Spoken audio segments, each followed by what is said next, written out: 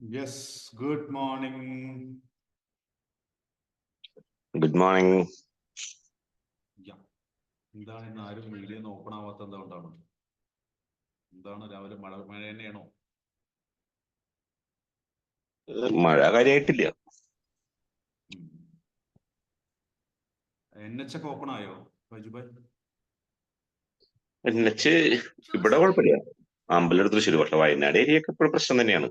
അല്ലെ പാലക്കാട് ഭാഗത്ത് ആലത്തൂർ ഏരിയയിലൊക്കെ ക്ലോസ്ഡ് ആണ്.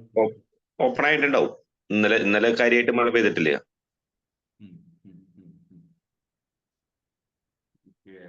എന്താ ആളുകളുടെ കുറവ്? ടീംമേഡിയുടെ സൈറ്റല്ലോ. ഞാൻ ഇപ്പൊ 6 മണി എന്ന് പറഞ്ഞാൽ 6:15 ആകുമ്പോഴാണ് എല്ലാവരും എത്തണുള്ളൂ. തമാശ പറയുന്നതിന് പകരം ഞാൻ തെറി പിടിക്കേണ്ടി വരും. എനിക്കത് വശമില്ലാഞ്ഞിട്ടല്ല.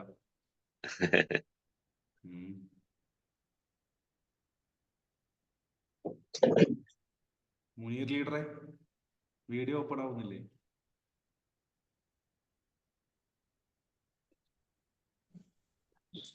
ഓപ്പൺ ആക്കാം. മുനീർബായി നെറ്റില്ലാന്ന് തോന്നുന്നുണ്ട്, കിടക്കലെന്നെയാന്ന് തോന്നുന്നുണ്ട്.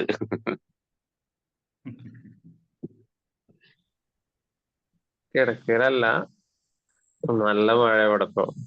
രാത്രി നല്ല മഴ. ആ മഴയത്ത് എഴുന്നേറ്റിട്ട് രാവിലെ ഇരിക്കുന്നതിന്റെ ഒരു സുഖം വേറെ. തീർച്ചയായിട്ടും. മഞ്ചേരി. ആ ഉരുൾപൊട്ടൽ ഒന്നും കൂടി വിളിച്ചിരുന്നെങ്കിൽ മഞ്ചേരി എത്തിയേനെ. ദൈവമേ.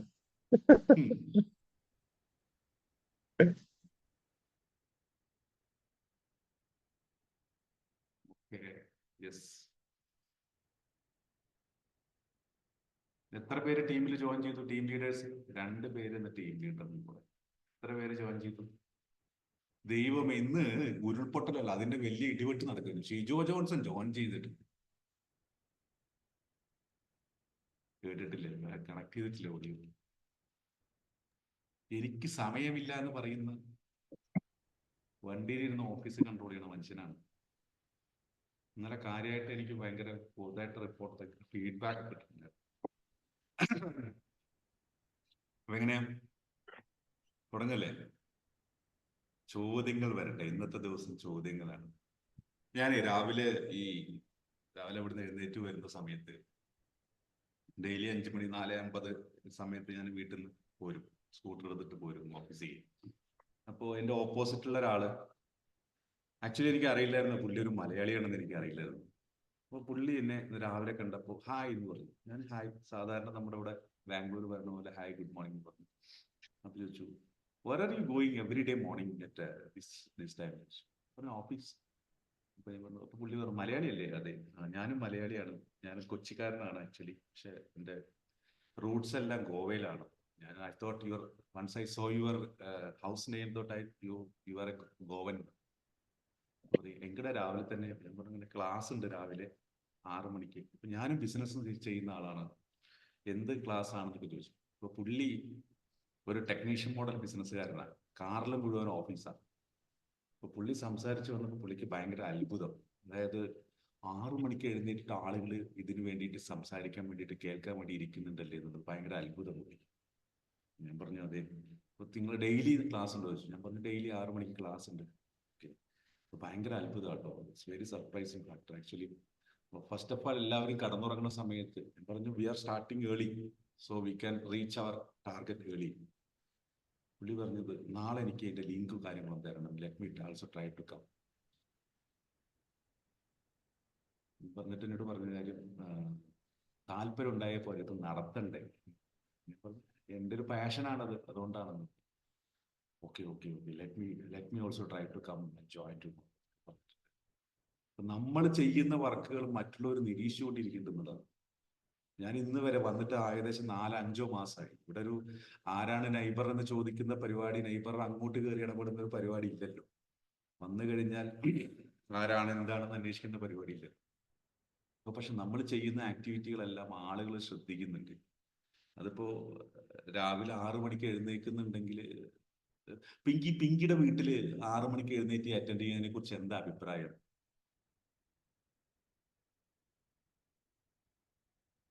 എന്നോട് രാവിലെ ചോദിച്ചു ഇതെന്തോ ക്ലാസ്. ഞാൻ പറഞ്ഞു ഇതുപോലെ ബിസിനസ് കാർക്ക് വേണ്ടിയിട്ടുള്ള ഒരു ക്ലാസ്സസ് ആണ്. ഉം. അതുപോലെ അത് ഇപ്പൊ എന്റെ വർക്കിൽ അത് ഹെൽപ്പാണ്. അത് ക്ലാസ് നടത്തുവാണെന്ന് പറഞ്ഞു. അവർക്ക് അങ്ങനെ ഇതൊന്നും ഇല്ല. ഉം. എനിക്ക് അതിനുള്ള ഫ്രീഡം വീട്ടിൽ തരുന്നുണ്ട്. അപ്പം അല്ലത് ഏറ്റവും വലിയ കാര്യം എന്ന് പറഞ്ഞാൽ ആക്സെപ്റ്റ് ചെയ്യുക എന്ന് പറയുന്നത് വലിയ ഘടകമാണ്. വീട്ടിലാണെങ്കിലും എവിടെയാണെങ്കിലും അല്ലേ? അതെ. യെസ്. ഓക്കെ, അപ്പൊ എന്നാ ചോദ്യങ്ങൾ വരട്ടെ. ആർക്കാ ഫസ്റ്റ് ചോദ്യം? ചോദ്യങ്ങൾ ചോദിച്ച് നമുക്ക് ഒന്ന് എന്നെ വട്ടം കിറക്കുക എന്നുള്ളതാണ് നിങ്ങളുടെ ഉത്തരവാദിത്തം. ചോദ്യങ്ങളൊന്നുമില്ലേ? എന്നാ നമുക്കിരുന്ന് ഉറങ്ങാം. ഇന്നലെ വലിയ കാര്യമായിട്ട് ലൈക്ക് അടിക്കുന്നു, തമർക്കുന്നു, എന്താണ് മറ്റ് ആളുകൾ വരാത്തോണ്ട് സ്ഥിരം ടീമുകൾ. രാമേന്ദ്രേട്ടൻ വന്നില്ലേ? ഹരിദാസേട്ടനെ കാണാനില്ല. രാമേന്ദ്രേട്ടനെ ഒരു സെക്കൻഡ്. ആ സനീഷ്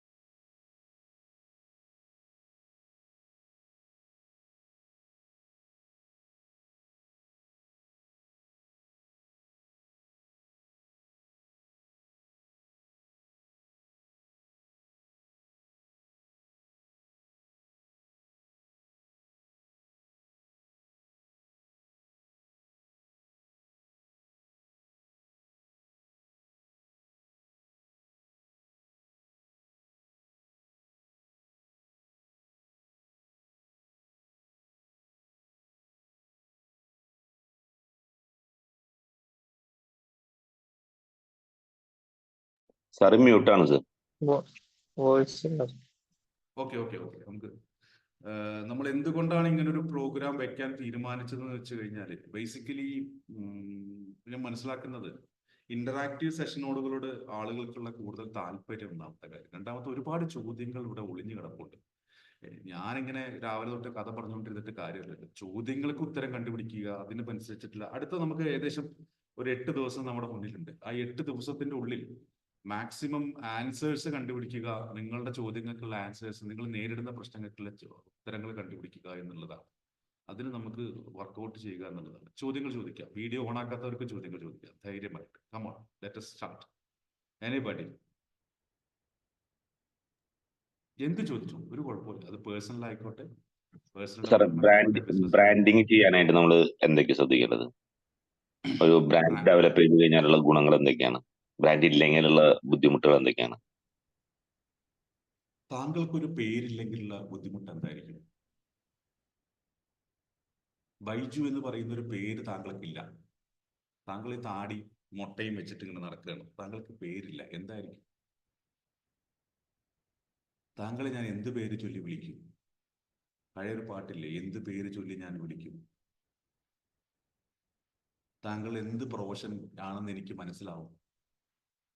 എന്ത് കാര്യം നമുക്ക് ചെയ്യാൻ പറ്റും? അതാണ് ബ്രാൻഡ് ഇല്ലെങ്കിലുള്ള കുഴപ്പം. ഇനി വീട്ടിൽ താങ്കളെ കുട്ടു എന്ന് വിളിക്കുന്നുണ്ടെന്ന് വെച്ചു, പക്ഷെ പുറത്ത് താങ്കളുടെ പേര് ആർക്കും അറിയില്ല.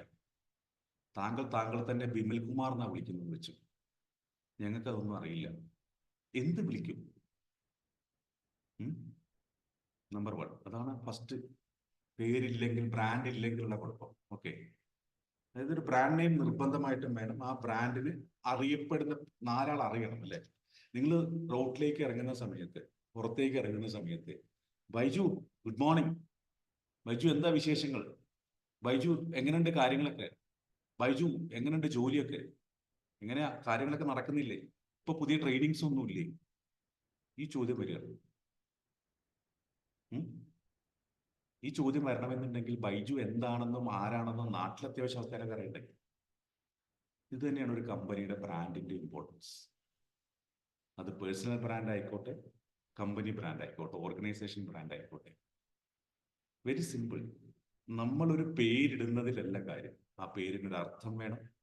ആ ആ പേര് നാലാൾ അറിയപ്പെടുന്ന പേരാണ്. ഇപ്പൊ ഇവിടെ ബെർട്ടെയിൽ എന്ന് പേരുണ്ട്. അവിടെ ബെർട്ടെയിൽ മാസ്കറാൻസ് പറയും.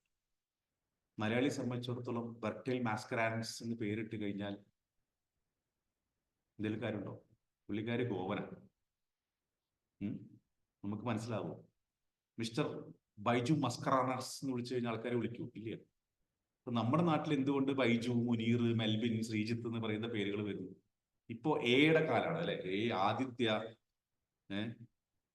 ഇങ്ങനെ കുറെ പേരുകൾ. രഞ്ജിനി, ഏട്ടൻ എന്താ പേര്? കുട്ടിക്ക് എന്താ പേരിട്ടടി? കിട്ടോ? ഞാൻ ചോദിച്ചിട്ടില്ല സത്യം പറഞ്ഞ.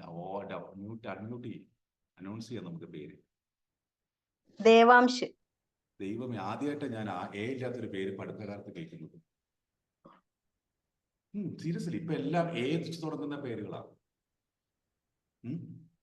ഞാൻ പറയുന്നത്രേ ഉള്ളൂ. നിങ്ങളുടെ പേര് നിങ്ങൾക്ക് ഉണ്ടായിട്ട് കാര്യമില്ല, ആളുകൾക്ക് അറിയണ്ടേ. എന്തിനാണ് ഇവിടെ സൂമ് അടിയിൽ ബൈജു എന്ന് എഴുതി വെക്കുന്നത്? മുനീർ മണ്ണിൽ തൊടി എന്ന് എഴുതി വെക്കുന്നത് എന്തിനാണ്? അതാണ് ബ്രാൻഡ്. That's all. അപ്പൊ അതില്ലെങ്കിൽ എന്ത് സംഭവിക്കും? താങ്കൾ ഇവിടെ ഇരിക്കുന്നുണ്ടത്, താങ്കളെ ഞാൻ എന്ത് പേര് ചൊല്ലി വിളിക്കും? അത്രേ ഉള്ളൂ. ഒരു സദസ്സിൽ ഇരിക്കുന്ന സമയത്ത് താങ്കൾക്ക് ഒരു പേരില്ലെങ്കിൽ എന്ത് ചെയ്യും? അതുപോലെ കസ്റ്റമറുടെ, ഇത്രയും വലിയ കസ്റ്റമർ നമ്മുടെ മുന്നിൽ ഇരിക്കുന്ന സമയത്ത് കസ്റ്റമർ നമ്മളെ തിരിച്ചറിയണമെങ്കിൽ എന്തിന് നമ്മൾ ബ്രാൻഡ് ആവാം? ക്ലിയർ ആയോ ബൈജു? സിമ്പിൾ അല്ലേ?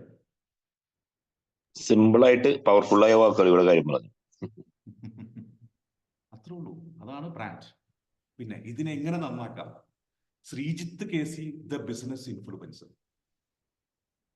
ഒരു ട്രെയിനിങ്ങിന്റെ തുടക്കത്തിൽ ഞാൻ സംസാരിക്കുമ്പോൾ, hi guys, I am Sreejith KC the business influencer. ഒരുപക്ഷെ ശ്രീജിത്ത് കേസി എന്നറിയപ്പെടുന്നതിനേക്കാൾ കൂടുതൽ ദ ബിസിനസ് ഇൻഫ്ലുവൻസർ എന്ന വാക്ക് ആളുകളുടെ ഇടയിലേക്ക് എത്തും. അത് എത്തുന്ന സമയത്ത് എന്താണ്? അവിടെ എൻ്റെ പേരും ഞാൻ ചെയ്യുന്ന ജോലി കണക്റ്റഡ് ആയി. അതിനാണ് ഞാൻ ദ ബിസിനസ് ഇൻഫ്ലുവൻസർ എന്ന് വെച്ചിരിക്കുന്നത്. എനിക്ക് ദ ട്രെയിനർ എന്ന് വെക്കാം, അല്ലെങ്കിൽ വേറെ എന്തെങ്കിലും പേര് വെക്കാം. എൻ്റെ പ്രൊഫഷന് മാച്ചിങ് ആയിട്ടുള്ള ഒരു ടാഗ് ലൈൻ. ഞാൻ പറഞ്ഞാൽ ബൈജുബായോട് ചോദിച്ചു, എന്താണ് നിങ്ങളുടെ ഡെസിഗ്നേഷൻ, നിങ്ങൾ അയക്കും എന്ന് പറഞ്ഞപ്പോൾ താങ്കൾ ഒരു ലിസ്റ്റ് അയച്ചു. ഞാനത് ആക്ച്വലി നേരിട്ട് സംസാരിക്കാതിരിക്കായിരുന്നു. അതൊന്നും വേണ്ട. എനിക്ക് ഇഷ്ടപ്പെട്ട അവസാനത്തെ ഇൻസ്പിറേഷണൽ ട്രെയിനർ, അങ്ങനല്ലേ? അത് ഉപയോഗിച്ചാൽ അതിലെല്ലാം ഉണ്ട്. ഇൻസ്പിറേഷൻ സ്പീക്കർ, യെസ്, അത് ഉപയോഗിച്ചാൽ മതി. അല്ലെങ്കിൽ you find some other tag line. അപ്പൊ ഒരു ബ്രാൻഡിനെ സംബന്ധിച്ചിടത്തോളം നാലാളുടെ മുന്നിൽ പെട്ടെന്ന് മനസ്സിലാവുന്ന രീതിയിലുള്ള ഒരു പേരും ഒരു ടാഗ് ലൈൻ, അതെന്താണ് താങ്കൾ ചെയ്യുന്നത് അല്ലെങ്കിൽ താങ്കൾ എന്താണ് ചെയ്യാൻ ഉദ്ദേശിക്കുന്ന ഒരു ടാഗ് ലൈൻ ഉണ്ടെങ്കിൽ ദാറ്റ്സ് ഇനഫ്. ഇതിനെ വളർത്തിയെടുക്കുക എന്നുള്ളതാണ് നമ്മുടെ ഉത്തരവാദിത്വം. ഇപ്പൊ കല്യാൺ സിൽക്സ് എന്ന പേര് നിങ്ങൾ കേൾക്കുന്ന സമയത്ത് നിങ്ങൾക്ക് ഉറപ്പാണ് ഇത് കല്യാൺ സിൽക്സ് അത്യാവശ്യം കൊള്ളാം, അവർ ദേ ആർ ഗുഡ് അല്ലേ? അമ്മിണി സിൽക്സ് എന്ന് കേട്ടിട്ടുണ്ടോ നിങ്ങൾ എവിടെയെങ്കിലും? ഷോപ്പുകളുണ്ട്, ഉറപ്പാണ്. അമ്മിണി സിൽക്സ് എന്നുള്ള പേരുള്ള ഷോപ്പുകളൊക്കെ ഉണ്ടായിരിക്കും അവിടെ ഇവിടെയൊക്കെ ഉണ്ടായിരിക്കും. എവിടെയെങ്കിലും കേട്ടിട്ടുണ്ടോ നിങ്ങൾ? കല്യാൺ സിൽക്സ് എന്ന പേരിൽ നിങ്ങൾ നാട്ടിലെ ഏതെങ്കിലും ചെറിയ പെട്ടിക്കടറ അല്ലെങ്കിൽ ചെറിയ കടറ മുന്നിൽ എഴുതി കണ്ടുകഴിഞ്ഞാൽ നമ്മൾ ചിരിക്കും. അപ്പൊ വലിയ പേര് സ്വീകരിച്ചിരിക്കുകയാണ് എന്ന് പറഞ്ഞിട്ട്. ശരിയല്ലേ? അതാണ് ആ ബ്രാൻഡിന്റെ പവർ. അതിനെ ഡെവലപ്പ് ചെയ്യാൻ നമ്മുടെ ജോലി എന്ന് പറയുന്നതിൽ പ്രധാന ഘടകം നിങ്ങൾക്കുള്ള ബ്രാൻഡ്. ഇനി അടുത്ത ഒരു ഘട്ടം എന്ന് പറയുന്നത് മാറി. ഞാൻ കഴിഞ്ഞ ദിവസം മുനീർ ഭായിയോട്, ബൈജുവിനോട് എനിക്ക് പറയാനുള്ളത്, ഇവിടെ ഇരിക്കുന്ന രമേശ് ഭായിയോട് എനിക്ക് പറയാനുള്ളത്, നിങ്ങളുടെ പ്രൊഫഷൻ ആരാണ് കൺട്രോൾ ചെയ്യുന്നത്? നിങ്ങളാണ്. റൈറ്റ്? നിങ്ങളാണ് നിങ്ങളുടെ കമ്പനിയുടെ ഫേസ്. നിങ്ങളുടെ കമ്പനിയുടെ ഫേസ് നിങ്ങളാവുമ്പോൾ നിങ്ങളാവേണ്ടത് പേഴ്സണൽ ബ്രാൻഡാണ്. ആ പേഴ്സണൽ ബ്രാൻഡ് വളർത്താൻ ഒരുപാട് ടെക്നോളജി ഉണ്ട്. അതിന് നമുക്ക് കുറിച്ച് സംസാരിക്കുന്നുണ്ട്. ഞാൻ ആക്ച്വലി നമ്മുടെ മെന്റർഷിപ്പ് പ്രോഗ്രാം നമ്മൾ പ്ലാൻ ചെയ്തു. നമ്മൾ ഇന്നലെ ഏകദേശം എല്ലാ പ്ലാനിങ്ങും ആയി. അതിന്റെ ഒരു പോസ്റ്ററൊക്കെ നമുക്ക് ഇറങ്ങിയിട്ടുണ്ട്. ഞാൻ അതൊന്ന് അയച്ചു തരാം. ബിസിനസ് ബഡി എന്ന് പറയുന്ന കഴിഞ്ഞ വർഷം നമുക്കൊരു പ്രോഗ്രാം ഉണ്ടായിരുന്നു. ആ ബിസിനസ് ബഡിയുടെ 2.0 എന്ന് പറയുന്ന സെക്കൻഡ് വേർഷനാണ് നമ്മൾ ഇത്തവണ ഇറക്കുന്നത്. ഡെഫിനറ്റ്ലി ആ ബ്രാൻഡ് ഇമ്പോർട്ടൻ്റ് ആണ്. അതെന്തുകൊണ്ടാണ്? അത് ഞാൻ ഈ ബിസിനസ് ബഡിയിലൂടെ നമുക്ക് പേഴ്സണൽ ബ്രാൻഡിങ്ങിനെ കുറിച്ച് നമ്മൾ സംസാരിക്കുന്നുണ്ട്. ഞാൻ ഒരു കാര്യം പറയാം, ഞാനിപ്പോ എല്ലാവരും കേരളത്തിൽ എല്ലാവരും അറിയപ്പെടുന്ന ആളല്ല. പക്ഷെ ഒരു കാര്യം ഉറപ്പാണ്, നമ്മുടെ ഗ്രൂപ്പിലുള്ള 150 പേർക്ക് എന്റെ പേരറിയാം. 40 പേർക്ക് ഞാൻ ആരാന്നറിയാം. ഇപ്പോ 40-50 പേർക്ക്. ദാറ്റ്സ് ഹൗ നമുക്ക് നമ്മുടെ ബ്രാൻഡ് ഡെവലപ്പ് ചെയ്യാൻ പറ്റും. പേഴ്സണലി നിങ്ങൾ എന്നെ വിശ്വസിച്ച് കഴിഞ്ഞാൽ ഞാൻ പറയുന്ന കാര്യങ്ങൾ, എന്റെ കമ്പനിക്ക് ഇങ്ങനെ ഒരു പ്രൊഡക്റ്റ് എന്ന് പറഞ്ഞാൽ നിങ്ങൾ അത് ആക്സെപ്റ്റ് ചെയ്യും. അതേപോലെ തന്നെ ബൈജു എന്ന് പറയാൻ ആസ് എ ട്രെയിനർ, ബൈജുവിന്റെ നോളേജ് അളക്കുന്നത് ബൈജുവിന്റെ ആ ഫിഗറാണ്, അല്ലെങ്കിൽ ബൈജുവിന്റെ ബ്രാൻഡാണ്. ക്ലിയർ? കുറച്ചും കൂടി പരത്തി പറഞ്ഞത് മാത്രം. Yes yes. ശരി, ചോദ്യങ്ങൾ പെട്ടെ. ഒരുപാട് ചോദ്യങ്ങൾ നമുക്ക് ഇന്നൊരു മാക്സിമം ഒരു 7 to 8 ക്വസ്റ്റ്യൻസ് നമുക്ക് കവർ ചെയ്യാന്നാ തോന്നുന്നു. ഒരുപാട് ചോദ്യങ്ങൾ ചോദിച്ച് സമയം നീട്ടുണ്ട്. ഇന്നലെ 7:30 വരെ പരിപാടി നീണ്ടതിന് എനിക്ക് ഒരാളുടെ അടുത്ത് തെറി വന്നു. സ്വന്തം ബ്രദറിന്റെ അടുത്ത് തന്നെ. പുള്ളി ഇതിലുണ്ടായിരുന്നു, ഞാൻ അറിഞ്ഞില്ല. നീ എന്തിനാണ് ഇത്ര നീട്ടിയിട്ട് ആളുകളുടെ സമയം കളയുന്നത് എന്നോട് ചോദിച്ചത്. ശരിയാണ്, വെറുതെ വലിച്ചു നീട്ടണ്ട. നമുക്ക് 7 മണി എന്ന് പറഞ്ഞാൽ 7 മണി വരെ നമുക്ക് പരിപാടി നടത്താം, ഒരു കുഴപ്പമില്ല. ഒരു 5-8 ക്വസ്റ്റ്യൻസ് നിങ്ങൾ ഇപ്പൊ ചോദിക്കുകയെ. ആ ചോദ്യങ്ങൾ ഇപ്പൊ പറഞ്ഞ പോലെ ബൈജു ഭായ് ചോദിക്കുന്നതുകൊണ്ട് അത് ഉത്തരം കിട്ടുന്നത് മുനീർ ഭായ്ക്കും സനീഷിനും സോണിക്കും ഒക്കെ അല്ലേ, സോണി ചേട്ടനൊക്കെ അല്ലേ, അല്ലേ? സാറേ, നമ്മളെ Yes. പിന്നെ നമ്മളൊരു ബ്രാൻഡിങ് ചെയ്യാൻ വേണ്ടി എന്തൊക്കെ ഏരിയ ശ്രദ്ധിക്കേണ്ടത്? ബ്രാൻഡിങ് ചെയ്യാൻ വേണ്ടിയിട്ട് എന്റെ അഭിപ്രായത്തിൽ ഇന്നത്തെ കാലത്ത് കമ്പനിയെ എന്റെ കമ്പനിയുടെ പേര് എത്ര പേർക്ക് ഇവിടെ? എന്റെ കമ്പനിയുടെ പേര് ആർക്കില്ല? രാമേന്ദ്രേട്ടൻ എന്റെ കമ്പനിയുടെ പേര് അറിയോ? എനിക്ക് സ്വന്തമായിട്ട് ഒരു പ്രൈവറ്റ് ലിമിറ്റഡ് കമ്പനി ഉണ്ട് മനുഷ്യ, ബാംഗ്ലൂരിൽ. നിങ്ങൾ ബാംഗ്ലൂർക്ക് ഓടി വരണം തീരുമാനിച്ചിട്ട് കാര്യമില്ല, പക്ഷെ ഒരു കമ്പനി ഉണ്ട് എനിക്ക്. അത് ഞാനത് ആലോചിച്ചിട്ട് കമ്പനി എന്താന്ന് പറയുന്നില്ലല്ലോ ഇങ്ങനെ 2 പ്രാവശ്യം ആലോചിച്ചിട്ട് ഞാൻ പറയാത്തോണ്ടാന്ന് നമുക്ക് മനസ്സിലാകാത്തത്. പറഞ്ഞാൽ ഞാൻ എന്റെ ബ്രാൻഡിന്റെ പേര് എന്റെ ഫേസ്ബുക്കിൽ ഇടാൻ വേണ്ടി ശ്രമിച്ചുകൊണ്ടിരിക്കുന്നത് രാമചന്ദ്രൻ പി നെയ്റ്റ്, അതുകൂടെ ചേർത്താലോ അത് വെച്ചിട്ട് പറയുന്നു. എന്റെ കമ്പനിയുടെ പേര് growth catalyst integrated business solutions എന്നാണ്. ഗ്രോത്ത് കാറ്റലിസ്റ്റ് എന്താണ്? കാറ്റലിസ്റ്റ്, ഗ്രോത്തിനുള്ള കാറ്റലിസ്റ്റ് ആണ്, വളർച്ചയ്ക്കുള്ള ഉൽപ്രേരകം. കെമിസ്ട്രി പണ്ട് പഠിച്ചിട്ടുണ്ടെങ്കിൽ, ക്ലാസ് പോയിട്ടുണ്ടെങ്കിൽ അറിയാം. ഓക്കെ, ബേസിക്കലി സന്ധ്യ ചോദിച്ച ചോദ്യത്തിലുള്ള ബ്രാൻഡിങ്ങിൽ ശ്രദ്ധിക്കേണ്ട കാര്യം എന്താ വെച്ച് കഴിഞ്ഞാൽ, എന്റെ കമ്പനിയുടെ പേര് നിങ്ങൾക്ക് അറിയാത്തതിന് കാരണം നിങ്ങൾക്ക് എന്നെ അറിയാമെന്നുള്ളത് കൊണ്ടാണ്. നിങ്ങൾക്ക് യൂസഫ് അലിയുടെ എല്ലാ കമ്പനിയുടെയും പേര് അറിയൂ? ചോദ്യം എത്ര ഉള്ളൂ. ഇന്നത്തെ കാലത്തെ ഏറ്റവും ഈസി ആയിട്ട് നിങ്ങൾക്ക് ചെയ്യാൻ പറ്റുന്ന കാര്യം പേഴ്സണൽ ബ്രാൻഡ് ആവുക. സന്ധ്യ ഫിജിക്കാട്ടല്ലേ? ഫിജിക്കാട്ട് സന്ധ്യ അല്ലേ ഇത്? അതെ സാർ, അതെ. അതെ, ഫിജിക്കാട്ട് എന്നുള്ള പേര് എത്ര പേർക്ക് അറിയാം? അതിനേക്കാൾ കൂടുതൽ ബോച്ചെ എന്നുള്ള പേര് എല്ലാവർക്കും അറിയില്ലേ? അതെ അതെ, അറിയാം. യെസ്, അതാണ് ആ ബ്രാൻഡിന്റെ ഗുണം. ഏറ്റവും നല്ല കാര്യം, നിങ്ങൾ ഏത് ഏരിയയിലാണോ നിൽക്കുന്നത്, നിങ്ങളുടെ ബിസിനസ് എന്താണോ, നിങ്ങൾ ചെയ്യാൻ ഉദ്ദേശിക്കുന്ന ബിസിനസ് എന്താണോ, അത് നിങ്ങളുടെ പേരിലാവണം. ആളുകളോടാണ് ട്രസ്റ്റ്. സോ ഏറ്റവും നന്നായിട്ട് ചെയ്യാൻ പറ്റുന്ന കാര്യം പേഴ്സണൽ ബ്രാൻഡിങ് ചെയ്യുക എന്നുള്ളതാണ്. കമ്പനിയുടെ ബ്രാൻഡ് പണ്ടത്തെ വലിയ കമ്പനിയായി, റിലയൻസ് ഇൻഡസ്ട്രീസ് എന്ന് പറയുന്ന പോലെ വലിയ കമ്പനിയായി. നിങ്ങൾക്ക് ടി വിയിൽ അഡ്വർടൈസ്മെന്റ് കൊടുക്കുന്ന സമയത്ത് നിങ്ങൾക്ക് ആ കമ്പനിയുടെ ബ്രാൻഡിങ്, കമ്പനിയുടെ പേരോ കാര്യങ്ങൾ കൊടുക്കാം. പക്ഷെ ഇന്നത്തെ കാലത്ത് സോഷ്യൽ മീഡിയ ഇൻഫ്ലുവൻസ്, ഇപ്പൊ ഇവിടെ ഇരിക്കുന്നവർ ആരും വലിയ കമ്പനികൾ നടത്തുന്നവരല്ല എന്നുള്ള ബോധ്യം എനിക്കുണ്ട്. അപ്പൊ നിങ്ങൾക്ക് എന്ത് ചെയ്യാൻ പറ്റും? നിങ്ങൾക്ക് ഏറ്റവും നല്ല കാര്യം, സന്ധ്യ എന്തുകൊണ്ടാണ് സന്ധ്യയുടെ പോസ്റ്റർ അടിക്കുമ്പോൾ ഒരു ഫോട്ടോ, ഇങ്ങനെ ഇരിക്കുന്ന സാരി കൊടുത്താണെങ്കിൽ ഇങ്ങനെ ഇരിക്കുന്ന ഫോട്ടോ ഇടുന്നത് എന്താ? അത് തന്നെയാണ് പേഴ്സണൽ ബ്രാൻഡിങ്ങിൽ ആദ്യത്തെ കാര്യം. നിങ്ങളെ ആളുകൾ തിരിച്ചറിയട്ടെ. ഞാൻ എന്റെ ഫോട്ടോ വെച്ച് സ്റ്റാറ്റസ് ഇട്ടപ്പോ, ഞാൻ എന്റെ ഫോട്ടോ വെച്ചിട്ട് കോട്ടിട്ടുള്ള ഫോട്ടോ വെച്ചപ്പോ, ഇവനിപ്പൊ കോട്ടിൽ നിന്ന് ഇറങ്ങാറേ ഇല്ലേ എന്ന ചോദ്യം. ഇവൻ കോട്ടിൽ നിന്ന് ഇറങ്ങാറേ ഇല്ലേ? നീ ഇപ്പൊ എന്താ മൾട്ടി ലെവൽ മാർക്കറ്റിംഗിന്റെ ആളാണോ? നിനക്ക് വേറെ ഒരു പണിയില്ലേ? ഓ, ഇപ്പൊ വലിയ ട്രെയിനർ വന്നിരിക്കുന്നു. എന്തൊക്കെ പറഞ്ഞു അറിയാം? ആദ്യത്തെ ഒരു 6 മാസത്തോളം ആളുകൾ എന്റെ സ്റ്റാറ്റസ് കണ്ടിട്ട്, കാരണം ഈ സ്റ്റാറ്റസ് കാണുന്നത് എന്റെ സുഹൃത്തുക്കളാണ്. വാട്സപ്പ് സ്റ്റാറ്റസിൽ ഏറ്റവും കൂടുതൽ എന്റെ നമ്പർ സേവ് ചെയ്തവർ ആരായിരിക്കും? എന്റെ സുഹൃത്തുക്കളായിരിക്കും, അല്ലെ? അവരുടെ നമ്പർ ഞാനും സേവ് ചെയ്തിട്ടുണ്ടാവും. അവരെന്നെ തെറി വിളിച്ചുകൊണ്ടിരുന്നു. പക്ഷെ ഞാൻ അതിലൂടെ എന്ത് ചെയ്തു? ഞാൻ ആ സമയത്ത് എന്റെ പാരലൽ മാർക്കറ്റിംഗ് നടത്തിക്കൊണ്ടിരിക്കുക. ശ്രീജിത്ത് കേസി 3 വർഷം എടുത്തു ഞാൻ ഈ ഒരു പോസ്റ്റിലേക്ക് എത്താൻ. ഞാനിത് എന്നെ കുറിച്ച് പകർത്തി പറയാനല്ല. ഇത് എന്തിനു വെച്ച് കഴിഞ്ഞാൽ, നമുക്ക് ഇപ്പൊ ശ്രീജിത്ത് കേസി എല്ലാവർക്കും അറിയണം. ഞാൻ എവിടെ എന്റെ കമ്പനിയുടെ പേര് ഉപയോഗിക്കാറില്ല. എന്റെ കമ്പനിയുടെ, ഞാൻ എപ്പോഴും പറയുന്നതാണ്, ഷാരൂഖ് ഖാനും മോഹൻലാലും മമ്മൂട്ടിയും ഒക്കെ ഞാൻ തന്നെയാണ്. ഒരു ചെലവില്ല. പിന്നെ കോൺഫിഡൻസ് വേണം. എന്ത്, എന്നെ പോലെ ഗ്ലാമർ ഉണ്ട് എന്നുള്ളത്. എന്ന രാമേന്ദ്രേട്ടൻ നാളെ രാമേന്ദ്രൻ എന്ന് പറഞ്ഞിട്ടാ, കുഴപ്പമൊന്നുമില്ല. ഒരു കുഴപ്പമില്ല. കോൺഫിഡൻസ് വേണം. 4 ആള് തെറി വിളിക്കുന്നതിനെ എതിർക്കാനുള്ള ധൈര്യം വേണം. എന്നെ മാത്രം എന്റെ മക്കളെ അങ്ങനെ ചില ആൾ വിളിക്കുന്നുണ്ട് സോഡ. സോഡാന്നല്ലേ? നല്ലതാ, നല്ലതാ. അതിന് സോഡ എന്ന് വിളിക്കുമ്പോ നമ്മൾ എന്തായി, നമ്മൾ 10 ആൾ അറിയാണ് ആരുടെ സോഡ. ആഹാ, സോഡ. അതെന്താ വിളിക്കാൻ കാരണം? അവന് കമ്പനിയുണ്ട്, സോഡ കമ്പനിയുണ്ട്. ആണോ? എവിടെയാ സോഡ കമ്പനി ഉള്ളത്? ഇന്ന സ്ഥലത്താണ്. ഓഹോ, അത് ശരി, ഓക്കെ. നാളെ ഇവനക്ക് ഒരു കുറച്ച് സോഡ വേണമെന്നുണ്ടെങ്കിൽ നമുക്ക് ഇന്ന ആളെ കണക്ട് ചെയ്യാം. മക്കൾക്ക് കോള് വരും, കുറച്ച് സോഡ വേണമല്ലോ എന്ന് പറഞ്ഞിട്ട് പോസിറ്റീവായിട്ട് എടുക്കുന്നേ. തീർന്നില്ലേ? 12 കുപ്പി. എത്ര കുപ്പി ഒരു ഇതിൽ വരുന്നത്? ബോക്സിൽ വരുന്നത് 24 കുപ്പി. 24 ഈ 24 ബോട്ടിൽ ചിലവായോ? വിജയ് മല്യയെ കുറിച്ച് നിങ്ങൾക്ക് അറിയാലോ. വിജയ് മല്യയുടെ കമ്പനികൾ, എല്ലാ കമ്പനികളും നിങ്ങൾക്ക് അറിയോ? UB മാത്രമല്ലേ നിങ്ങൾക്ക് അറിയുള്ളൂ. ഇന്ന് UB പുള്ളിയുടെ കയ്യിലില്ല, എന്നാലും പുള്ളി നിങ്ങൾക്ക് അറിയാലോ. അതാണ് പേഴ്സണൽ. സന്ധ്യ, ആദ്യം താങ്കളെ സംബന്ധിച്ചിടത്തോളം താങ്കൾ ചെയ്യേണ്ട കാര്യം പേഴ്സണൽ. ഞാൻ കുറെ പേഴ്സണൽ ബ്രാൻഡിങ്ങിനുള്ള കുറെ മെത്തേഡുകളുണ്ട്. വീഡിയോ ചെയ്യുക, പുസ്തകം എഴുതുക, നിങ്ങളുടെ ഐഡന്റിറ്റി കീപ്പ് ചെയ്യുക, നിങ്ങൾ കൺസിസ്റ്റന്റ് ആയിട്ട് ചെയ്യുക, അങ്ങനെ കുറെ കാര്യങ്ങളുണ്ട്. ഓക്കെ, എനിക്ക് തോന്നുന്നു നമുക്ക് അതിനെപ്പറ്റി സംസാരിക്കാം. പേഴ്സണൽ ബ്രാൻഡിങ്ങിനെ കുറിച്ച് നമുക്ക് സംസാരിക്കാം. ഡെഫിനറ്റ്ലി ഞാൻ ഒരു സെഷൻ പേഴ്സണൽ ബ്രാൻഡിങ്ങിനെ കുറിച്ച് നമുക്ക് എടുക്കാം.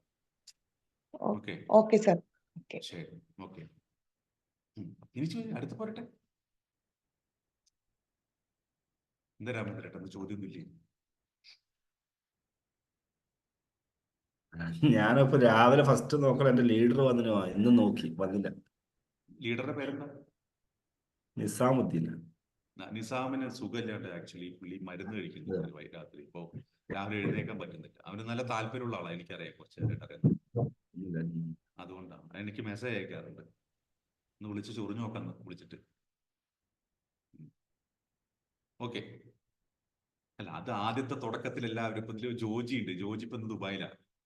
ജോജി ഞാൻ നന്നാവട്ടെ എന്ന് കരുതിയിട്ട് പുള്ളി നന്നാവട്ടെ എന്ന് കരുതിയിട്ട് പുള്ളി ആദ്യം കയറി ലീഡറായതാണ്. അവസാനം പുള്ളിയെ ഞാൻ വിളിച്ചു നടത്തേണ്ടത് കരുതിയ ഡെയിലി രാവിലെ. ഇപ്പൊ ദുബായിലാവുകൊണ്ട് ഞാൻ വിളിക്കാത്തത്. ഓക്കെ, ഇനി അടുത്ത ചോദ്യം. എനിക്കൊന്നും ഞാൻ വാമായില്ല കേട്ടോ, അല്ലെങ്കിൽ ഞാൻ വേറെ വല്ല ടോപ്പിക് എടുക്കും.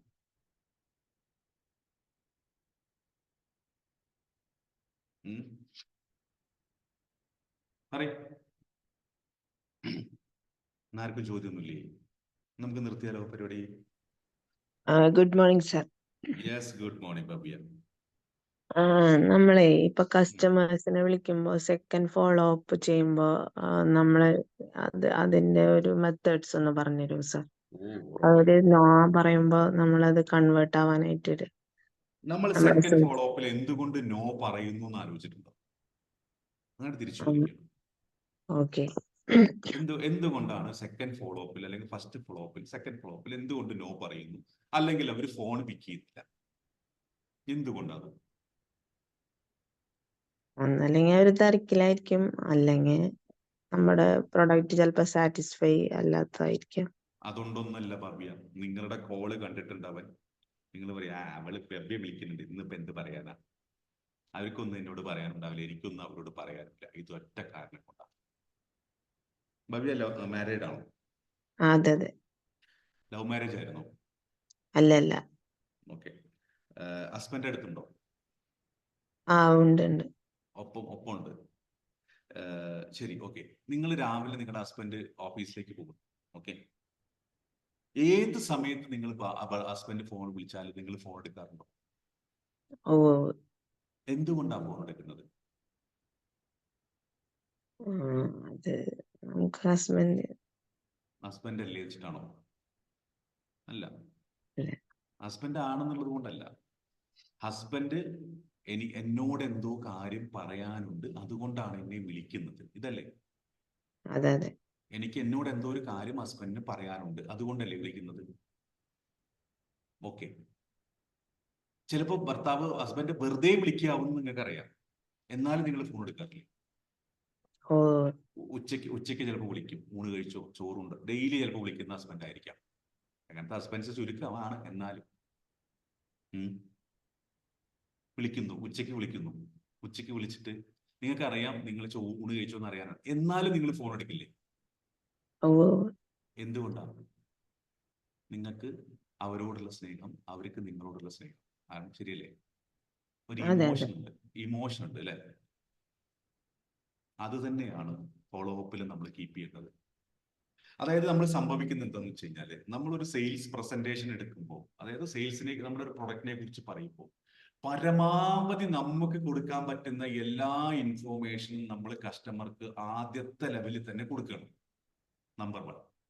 അത് കഴിഞ്ഞിട്ട് നമ്മൾ ഫസ്റ്റ് ഫോളോ അപ്പിന് വിളിക്കുമ്പോൾ നമ്മൾ ചോദിക്കുന്ന ആദ്യത്തെ ചോദ്യം എന്താണ്? നമ്മൾ കാര്യങ്ങളൊക്കെ സംസാരിച്ചിരുന്നല്ലോ, അപ്പൊ എങ്ങനെയാ നമുക്കത് വാങ്ങല്ലേ? എപ്പോഴാ വാങ്ങുന്നത്? അതിന് ഇത്ര എമൗണ്ട് ആണെന്ന് ഞാൻ പറഞ്ഞിരുന്നല്ലോ, എപ്പോഴാ വാങ്ങുന്നത്? ഇതല്ലേ ചോദിക്കാറുള്ളത് യൂഷ്വലി. അതെ. അതെ. ഞാനൊരു കാര്യം ചോദിച്ചോട്ടെ, രണ്ടാമത് അപ്പൊ നമ്മൾ ഓക്കെ, ഞാൻ ഇപ്പൊ നോക്കുന്നില്ല, ഞാൻ പറയാമെന്ന് പറയും കസ്റ്റമർ അല്ലേ? ഈ കസ്റ്റമർ രണ്ടാമത് കസ്റ്റമർക്ക് കോള് പോകുന്ന സമയത്ത് ഈ കസ്റ്റമർ വിചാരിക്കുന്നത് ഇന്നലെ പറഞ്ഞത് എന്താണ്, എപ്പോഴാ വാങ്ങുന്നത്, എങ്ങനെ വാങ്ങുന്നത് എന്നുള്ളതാണ്. ഇത് ചോദിക്കാൻ വേണ്ടിയിട്ടാണ് അവർ വിളിക്കുന്നത്. എനിക്കാണെങ്കിൽ ഞാനൊരു ഡിസിഷൻ എടുത്തിട്ടില്ല. ഓക്കെ, ഞാൻ എന്ത് പറയാൻ അവരോട്? അതുകൊണ്ടാണ് അവർ ഫോൺ എടുക്കാത്തത്. ഓക്കെ, നിങ്ങൾ ആക്ച്വലി ഫസ്റ്റ് ഫോളോ അപ്പിൽ അല്ലെങ്കിൽ ഫസ്റ്റ് പ്രസന്റേഷനിൽ എല്ലാ ഡീറ്റെയിൽസും കൊടുത്തിട്ടില്ലായിരുന്നു എന്ന് വെക്കുക. നമ്പർ 1.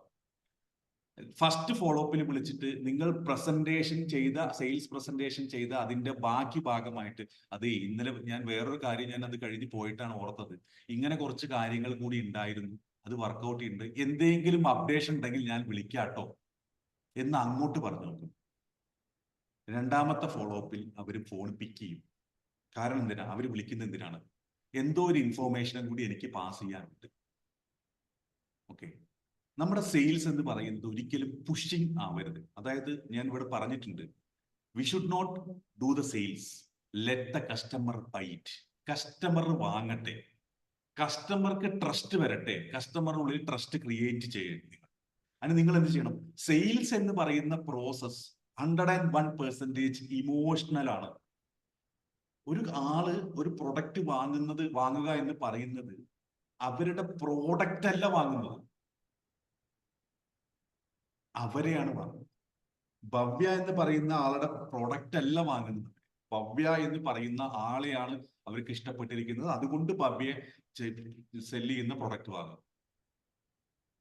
മനസ്സിലായില്ലോ? ഇത് കഴിഞ്ഞ് വാങ്ങിക്കഴിഞ്ഞിട്ട് പറയും അവര് ഭയങ്കര സ്ട്രാറ്റജിക്കലി അല്ലെങ്കിൽ മറ്റേ ലോജിക്കലി ഒക്കെ പറഞ്ഞു കളയും, ഞാൻ എന്റെ പ്രൊഡക്റ്റിന്റെ ഗുണം ഉണ്ടായിരുന്നു അതുകൊണ്ടാണ് ഞാൻ വാങ്ങിയെന്നൊക്കെ കസ്റ്റമർ പറയുമെങ്കിലും ആക്ച്വലി നമ്മൾ മനസ്സിലാക്കേണ്ടത് they are buy us personal ഇമോഷൻസിനെയാണ് വാങ്ങുന്നത്. ക്ലിയർ ആയോ? അപ്പൊ എന്ത് വേണം? Okay, sir. നമ്മൾ അവിടെ ക്രിയേറ്റ് ചെയ്യേണ്ടത്, ഫോളോ അപ്പിന് പകരം നമ്മൾ ക്രിയേറ്റ് ചെയ്യേണ്ടത് ഇമോഷൻസ് ആണ്.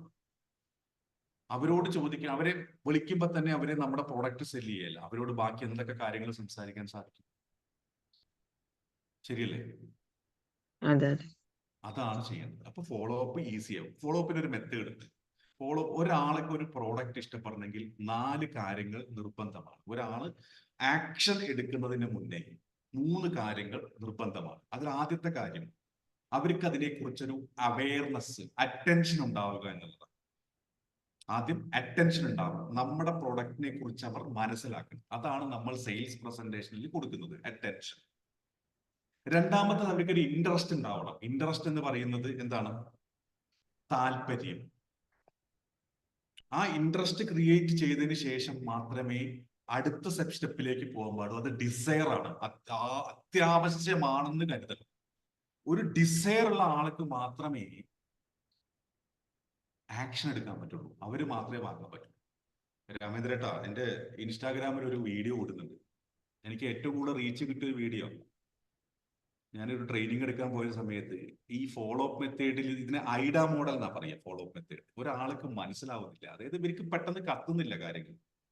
ഞാനൊരു എക്സാമ്പിൾ പറഞ്ഞു, കുറച്ച് മറ്റേ ആണ്, ഓക്കെ, കുറച്ച് സിമ്പിൾ ആണ്.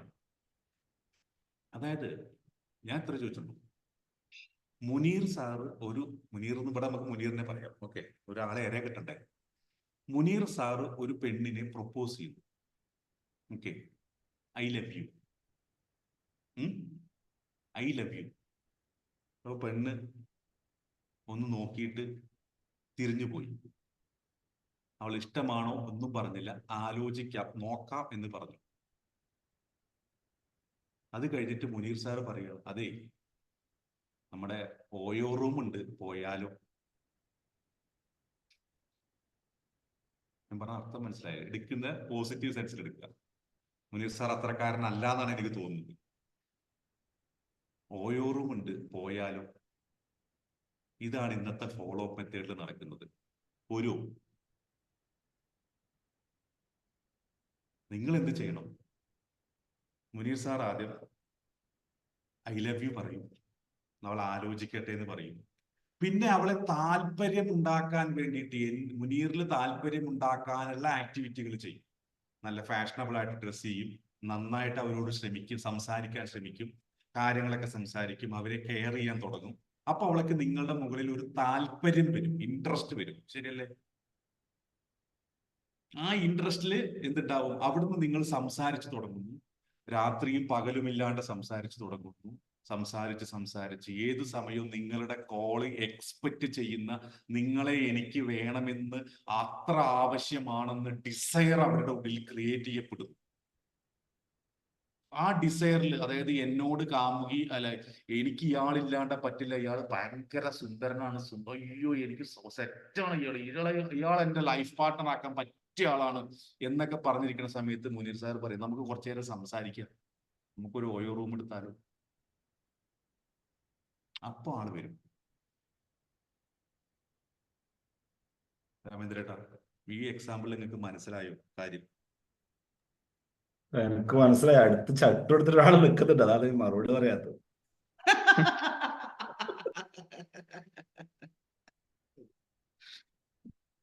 ഇതാണ് ഫോളോ അപ്പ് മെത്തേഡ്. ആദ്യം അവര് നമ്മൾ അറ്റൻഷൻ എടുത്തു, അവര് നമ്മൾ ഇൻട്രസ്റ്റ് ക്രിയേറ്റ് ചെയ്തു, അതിനുശേഷം നമ്മളില്ലാണ്ട് പറ്റില്ലെന്നുള്ള ഡിസയർ ഡെവലപ്പ് ചെയ്തു, അതിനുശേഷം നമുക്ക് ആക്ഷൻ എടുക്കാം, നമുക്ക് ചോദിക്കാം. So it will happen. That is called AIDA model. ഇതായിരിക്കണം. ഇതേ പറഞ്ഞ നാളെ ഓയോ റൂമിങ് വിളിക്കണം എന്നല്ല, പക്ഷേ ഇതായിരിക്കണം ആ മെത്തേഡ്. ആദ്യം attention, interest, desire, action, AIDA. ബബിയ, ക്ലിയർ ആണോ? Okay sir. Okay okay. Sorry for the ഈ ചില സമയത്ത് നമ്മൾ ആളുകൾക്ക് മനസ്സിലാവാൻ ഇമാതിരി സാധനങ്ങൾ പ്രയോഗിക്കേണ്ടി വരും. അതുകൊണ്ടാട്ടോ. ശ്രീജിത്ത് വളരെ മോശമായി സംസാരിച്ചു എന്ന് പറഞ്ഞിട്ട് നാളെ അതൊന്നും ഇടല്ലിട്ടാ ഫേസ്ബുക്കിൽ. ഇട്ടാൻ ഞാൻ ഹിറ്റാവും. അതുകൊണ്ട് ശരി. സോളി ചേട്ടാ, ചോദ്യങ്ങളൊന്നും ഇല്ലേ? ഉണ്ട് സാറേ. എന്നാ ചോദിക്കും. സാറേ, നമുക്കിത് പ്രീമിയം ലെവലിലേക്ക് പോകണമെന്നുണ്ടെങ്കിൽ ഇപ്പൊ എന്റെ സർവീസ് ആയതുകൊണ്ട് നമ്മളെങ്ങനെ ടാർഗറ്റ് ചെയ്യുക അതിനുള്ള ആൾക്കാരെ?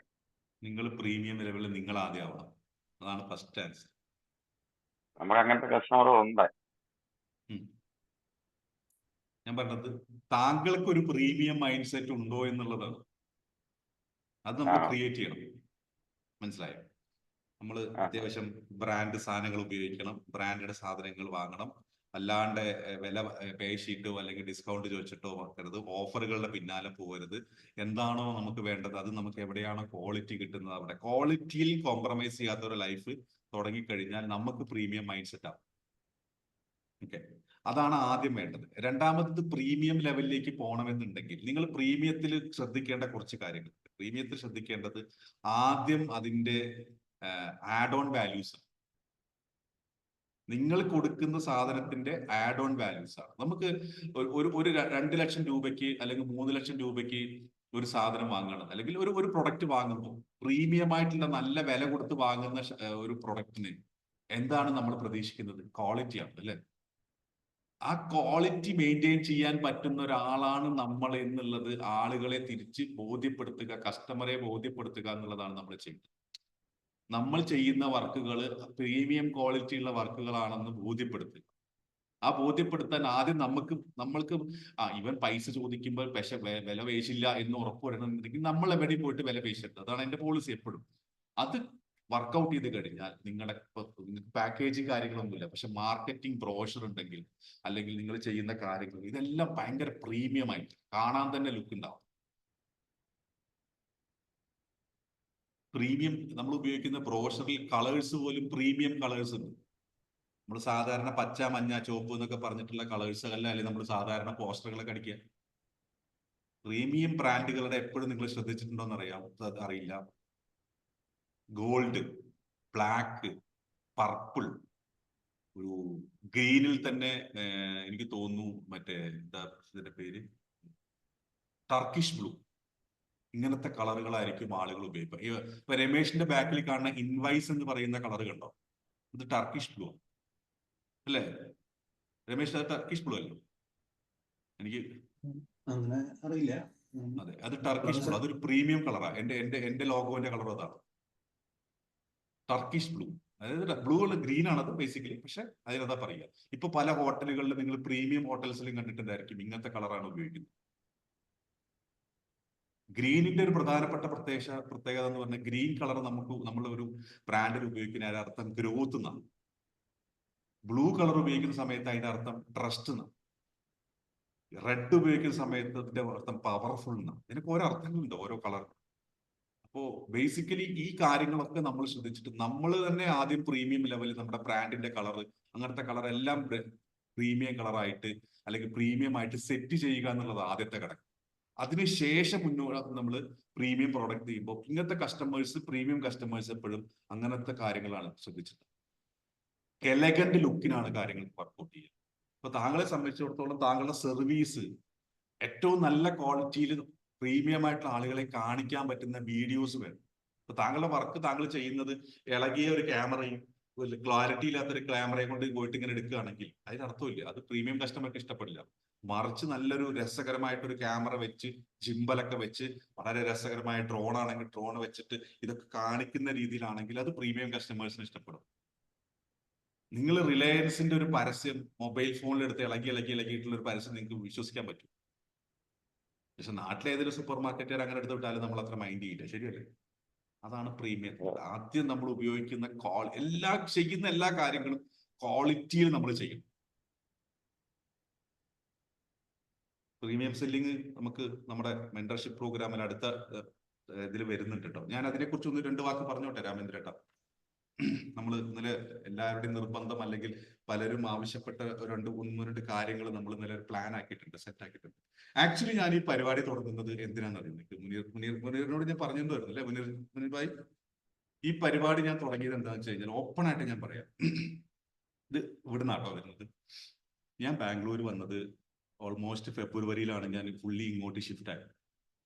ബാംഗ്ലൂരിലത്തെ ക്ലൈമറ്റ് നമ്മൾ ഈ കൊച്ചിയിലെ ചൂടിലേക്ക് വന്നിറങ്ങിയിട്ട്, ഇങ്ങോട്ടുള്ള തണുപ്പിലേക്ക് വന്നിറങ്ങിയിട്ട്, കുറച്ചൊക്കെ തണുപ്പാണ് രാവിലെ അത്യാവശ്യം. ശരീരം അവിടെ 5 മണിക്ക് എഴുന്നേൽക്കുന്നു, നമ്മൾ നടക്കാൻ പോകുന്നു, നമ്മൾ കുറെ കാര്യങ്ങളൊക്കെ വർക്ക്ഔട്ട് ചെയ്തിട്ടുണ്ടായിരുന്നു, ഇടയ്ക്ക് ക്ലാസ്സുകളൊക്കെ ഉണ്ടാവും, അങ്ങനെയൊക്കെ ഉണ്ടായിരുന്നു. പക്ഷെ ഇവിടെ വന്നിട്ട് നമുക്ക് ആദ്യം വന്ന പ്രശ്നം എന്ന് പറയുന്നത് രാവിലെ എഴുന്നേൽക്കൽ വളരെ ബുദ്ധിമുട്ടായി. കാരണം രാത്രി നമുക്ക് പ്രത്യേകിച്ച് പരിപാടിയൊന്നും ഇല്ലാത്തതുകൊണ്ട് കറങ്ങി നടക്കും. രാവിലെ എഴുന്നേൽക്കുന്നത് 8 മണി. ഓക്കെ, 8 മണിക്ക് എഴുന്നേറ്റ് കഴിഞ്ഞാൽ പിന്നെ നമുക്ക് എന്ത് ചെയ്യണമെന്നൊരു ഐഡിയ ഇല്ല. നമുക്ക് വളരെ ഓഫീസിൽ പോകുന്നവരുള്ള സമയം വളരെ ചുരുക്കമാണ്. പ്രത്യേകിച്ച് കുറച്ച് കാര്യങ്ങളിൽ നമ്മൾ ബേസിക്കലി മടി പിടിച്ചു. അതായത് ഇങ്ങനത്തെ കാര്യങ്ങളൊക്കെ മടി പിടിച്ചു. മാത്രമല്ല, ഞാൻ എൻ്റെ വേറൊരു ബിസിനസ് അതിന്റെ കാര്യത്തിനാണ് ഇവിടെ വന്നത്. അതിന്റെ പിന്നാലെ നമ്മൾ പോവുകയും ചെയ്തു. ഇങ്ങനെയുള്ള ബിസിനസ് കോൺവെർസേഷൻസും കാര്യങ്ങളും നടക്കാണ്ടായി. അപ്പൊ ഞാൻ ആലോചിച്ചു, ഞാൻ ഇത്രയും കാലം 2-3 വർഷം 4 വർഷത്തോളം ബുദ്ധിമുട്ടിയിട്ട് ഇത് ഡെവലപ്പ് ചെയ്ത് കൊണ്ടുവന്നത് ഇങ്ങനെ നശിപ്പിക്കാനല്ലോ. അങ്ങനെയാണ് ഞാൻ എപ്പോഴും 21 ഡേയ്സ് ചലഞ്ച് എടുക്കുന്ന ആളാണ്. അത് ഇവിടെ പലർക്കും അറിയാവുന്നതാണ്. ഞാൻ ഗുഡ് മോർണിംഗ് പറയും, അതുപോലെ തന്നെ രാവിലെ 5 മണിക്ക് ഗുഡ് മോർണിംഗ് അയച്ച്, നമ്മളിപ്പോ ചെയ്യുന്ന പോലെ തന്നെ ഗുഡ് മോർണിംഗ് അയച്ച് മെഡിറ്റേഷൻ. രാവിലെ ഫസ്റ്റ് ചെയ്യുന്ന സംഭവം കോൾഡ് ഷവറാണ്. രാവിലെ കുളിക്കും, രാവിലെ നേരത്തെ എഴുന്നേറ്റോടൊക്കെ. പിന്നെ നമ്മുടെ അഫർമേഷൻ, റിച്ച് അഫർമേഷൻ ഉണ്ടായിരുന്നു. ഞാൻ പല ഗ്രൂപ്പിൽ ഷെയർ ചെയ്തിട്ടുണ്ട്. റിച്ച് അഫർമേഷൻ ഒരു 10 മിനിറ്റ് അതിങ്ങനെ ഓടിക്കൊണ്ടിരിക്കും. എൻ്റെ ബ്ലൂടൂത്ത് സെറ്റിൽ അവിടെ ഓടിക്കൊണ്ടിരിക്കും. ആ സമയത്ത് ഞാൻ കുറച്ച് മെഡിറ്റേഷൻസ് കാര്യങ്ങൾ ചെറുതായിട്ട് ആലോചിച്ചു. മെഡിറ്റേഷൻ എന്ന് പറഞ്ഞു കഴിഞ്ഞാൽ മറ്റേ ഇരുന്ന് ആലോചിക്കണമെന്നില്ല, എൻ്റെ മീൻ ബാഗ് ഞാനാണ് എൻ്റെ ജീവിതം. അതിനുശേഷം ചർച്ച ചെയ്ത എക്സസൈസുകൾ, ബുക്ക് വായന, ഇങ്ങനത്തെ കുറച്ച് കാര്യങ്ങൾ എനിക്ക് രാവിലെ 5 മണി തൊട്ടുണ്ട്. ഇത് ചെയ്യും.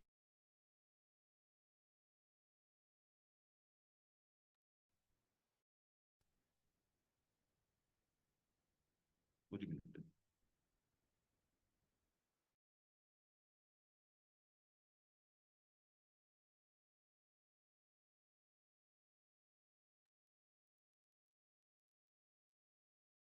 ഞാൻ ഈ സംസാരിച്ച ഇൻട്രസ്റ്റിന്റെ പുറത്ത് ക്യാമറ ഒക്കെ തട്ടിയിട്ടു, ക്യാമറയുടെ വയറൊക്കെ തട്ടി.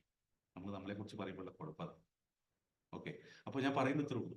അപ്പൊ അങ്ങനത്തെ കാര്യങ്ങൾ മുടങ്ങിപ്പോയപ്പോഴാണ് ഞാൻ 21 ഡേയ്സ് ചലഞ്ച് എന്ന് പറയുന്ന ഈ പ്രോസസ്സ് ഞാൻ തുടങ്ങാന്ന് വെച്ചത്. ആളുകളോട് സംസാരിക്കാം, അങ്ങനെ അത് ഫ്രീ പ്രോഗ്രാമായിട്ട്. എന്റെ മനസ്സിൽ അങ്ങനെ വലിയ അപ്പുറത്ത് ലക്ഷ്യങ്ങൾ, വലിയ ലക്ഷ്യങ്ങൾ ഇത് അങ്ങനെ കൊണ്ടുപോകണം എന്നുള്ളതുണ്ടായിരുന്നില്ല. പക്ഷെ ഇവിടുത്തെ ചർച്ചകളിൽ പലരുടെയും പെയിൻ പോയിന്റ് മനസ്സിലായപ്പോഴാണ്, ഇന്നലെ സനീഷ് കൂടി പറഞ്ഞ സമയത്താണ്, ഞാൻ ഓൾറെഡി സനീഷിയൊക്കെ നമ്മുടെ ക്ലൈന്റ് ലിസ്റ്റിൽ ഇടുന്നതാണ്, അദ്ദേഹം എന്നെ വിളിക്കാറുണ്ട്, സംസാരിക്കാറുണ്ട്. കുറെ പേർക്ക് പെയിൻ ഉണ്ടെന്ന് മനസ്സിലായപ്പോഴാണ് നമ്മൾ ഈ ഒരു സംഭവത്തിനെ കുറിച്ച് ആലോചിച്ചത്. അപ്പൊ ഞാൻ 2-3 കാര്യങ്ങൾ ആലോചിച്ചെന്ന് വെച്ച് കഴിഞ്ഞാൽ, നിങ്ങൾ ആണ് തീരുമാനിക്കേണ്ടത്, അല്ലെങ്കിൽ നിങ്ങളുടെ ഒരു കൺസേൺസ് എപ്പോഴും എടുക്കണമെന്ന് ഞാൻ കരുതിയിരുന്നു. അങ്ങനെയാണ് ഞാൻ ഇപ്പോ ഇന്നലെ വർക്ക്ഔട്ട് ചെയ്ത് 2-3 പേര്, സനീഷ് അടക്കമുള്ള 2-3 പേരോട് ഇതിനെക്കുറിച്ച് സംസാരിച്ചിരുന്നു, ഗ്രൂപ്പിലിട്ടുണ്ടായിരുന്നു. നമുക്കൊരു രാമേന്ദ്രേട്ട, നമ്മളൊരു 2-3 കാര്യങ്ങൾ പ്ലാൻ ചെയ്യാം. ഓക്കെ, അടുത്ത് മുന്നോട്ട് പോകുന്നതിന്. ഓക്കെ, 6 മണിക്ക് രാവിലെ എഴുന്നേൽക്കുന്നത് ഒരു രസമായി തുടങ്ങിയില്ലേ നമുക്കിപ്പോ അടുത്ത ഒരു വർഷം നമുക്ക് നീട്ടിക്കഴിഞ്ഞാൽ എങ്ങനെ ഉണ്ടായിരിക്കും? 12 ദിവസം കൊണ്ട് വന്ന മാറ്റം അടുത്തൊരു വർഷം വന്നു കഴിഞ്ഞാൽ മാറ്റം വരുമോ നിങ്ങൾക്ക്? എത്ര % മാറും? അത് നമ്മൾ പ്ലാൻ ചെയ്യും. ആക്ച്വലി എല്ലാ ദിവസവും എന്നുള്ളതല്ല, ആഴ്ചയിൽ ഒരു മിനിമം 4 ദിവസം നമ്മൾ രാവിലെ ഈ 6 AM ക്ലബ് എന്ന് പറയുന്നത് കണ്ടിന്യൂ ചെയ്യും. ഓക്കെ, അപ്പോ അടുത്തൊരു വർഷം 365 ദിവസം, അതിൽ 4 ദിവസം എന്ന് പറഞ്ഞാൽ ഏകദേശം 200+ ക്ലാസ്സുകൾ, ട്രെയിനിങ്ങുകൾ, ബിസിനസ്സിനോട് ബന്ധപ്പെട്ടിട്ടുള്ള, സെയിൽസിനോട് ബന്ധപ്പെട്ടിട്ടുള്ള, ഡെവലപ്മെന്റ്സിനോട്, പേഴ്സണലി ഡെവലപ്മെന്റിനോട് ബന്ധപ്പെട്ടുള്ള ട്രെയിനിങ്സുകൾ നമ്മൾ കണ്ടക്ട് ചെയ്യുന്നു അടുത്ത ഒരു വർഷം. അപ്പോൾ ഈ ട്രെയിനിങ് ഞാൻ ആക്ച്വലി പ്ലാൻ ചെയ്തത്, ഇവിടെ ഇരിക്കുന്ന ഒരുപാട് പെയിനുള്ള ഒരുപാട് ആളുകളുണ്ട്. ഇപ്പൊ വരുമാനം കുറവുള്ള, എനിക്ക് ഒരുപാടൊന്നും ഇൻവെസ്റ്റ് ചെയ്യാൻ പറ്റില്ല എന്ന് ചിന്തിക്കുന്ന കുറച്ച് പേര്, അവർക്ക് വേണ്ടിയിട്ടാണ് ഞാൻ പ്ലാൻ ചെയ്തത്. ആക്ച്വലി അത് ഇങ്ങനെ തന്നെ ഞാൻ സെറ്റ് ചെയ്തു. അതായത് ഒരു വലിയ എമൗണ്ട് ഒരുമിച്ച് മേടിക്കില്ല. വലിയ എമൗണ്ട് അടയ്ക്കാൻ പറ്റുന്നവൻ അടയ്ക്കാം, അല്ലെങ്കിൽ മന്ത്ലി ഒരു എമൗണ്ട്, ഒരു 1500 rupees പെർ മന്ത് നമ്മൾ ചാർജ് ചെയ്യും. ഓക്കെ, അങ്ങനെ ചാർജ് ചെയ്തിട്ട് ഒരു പ്രോഗ്രാം നമ്മൾ പ്ലാൻ ചെയ്യും.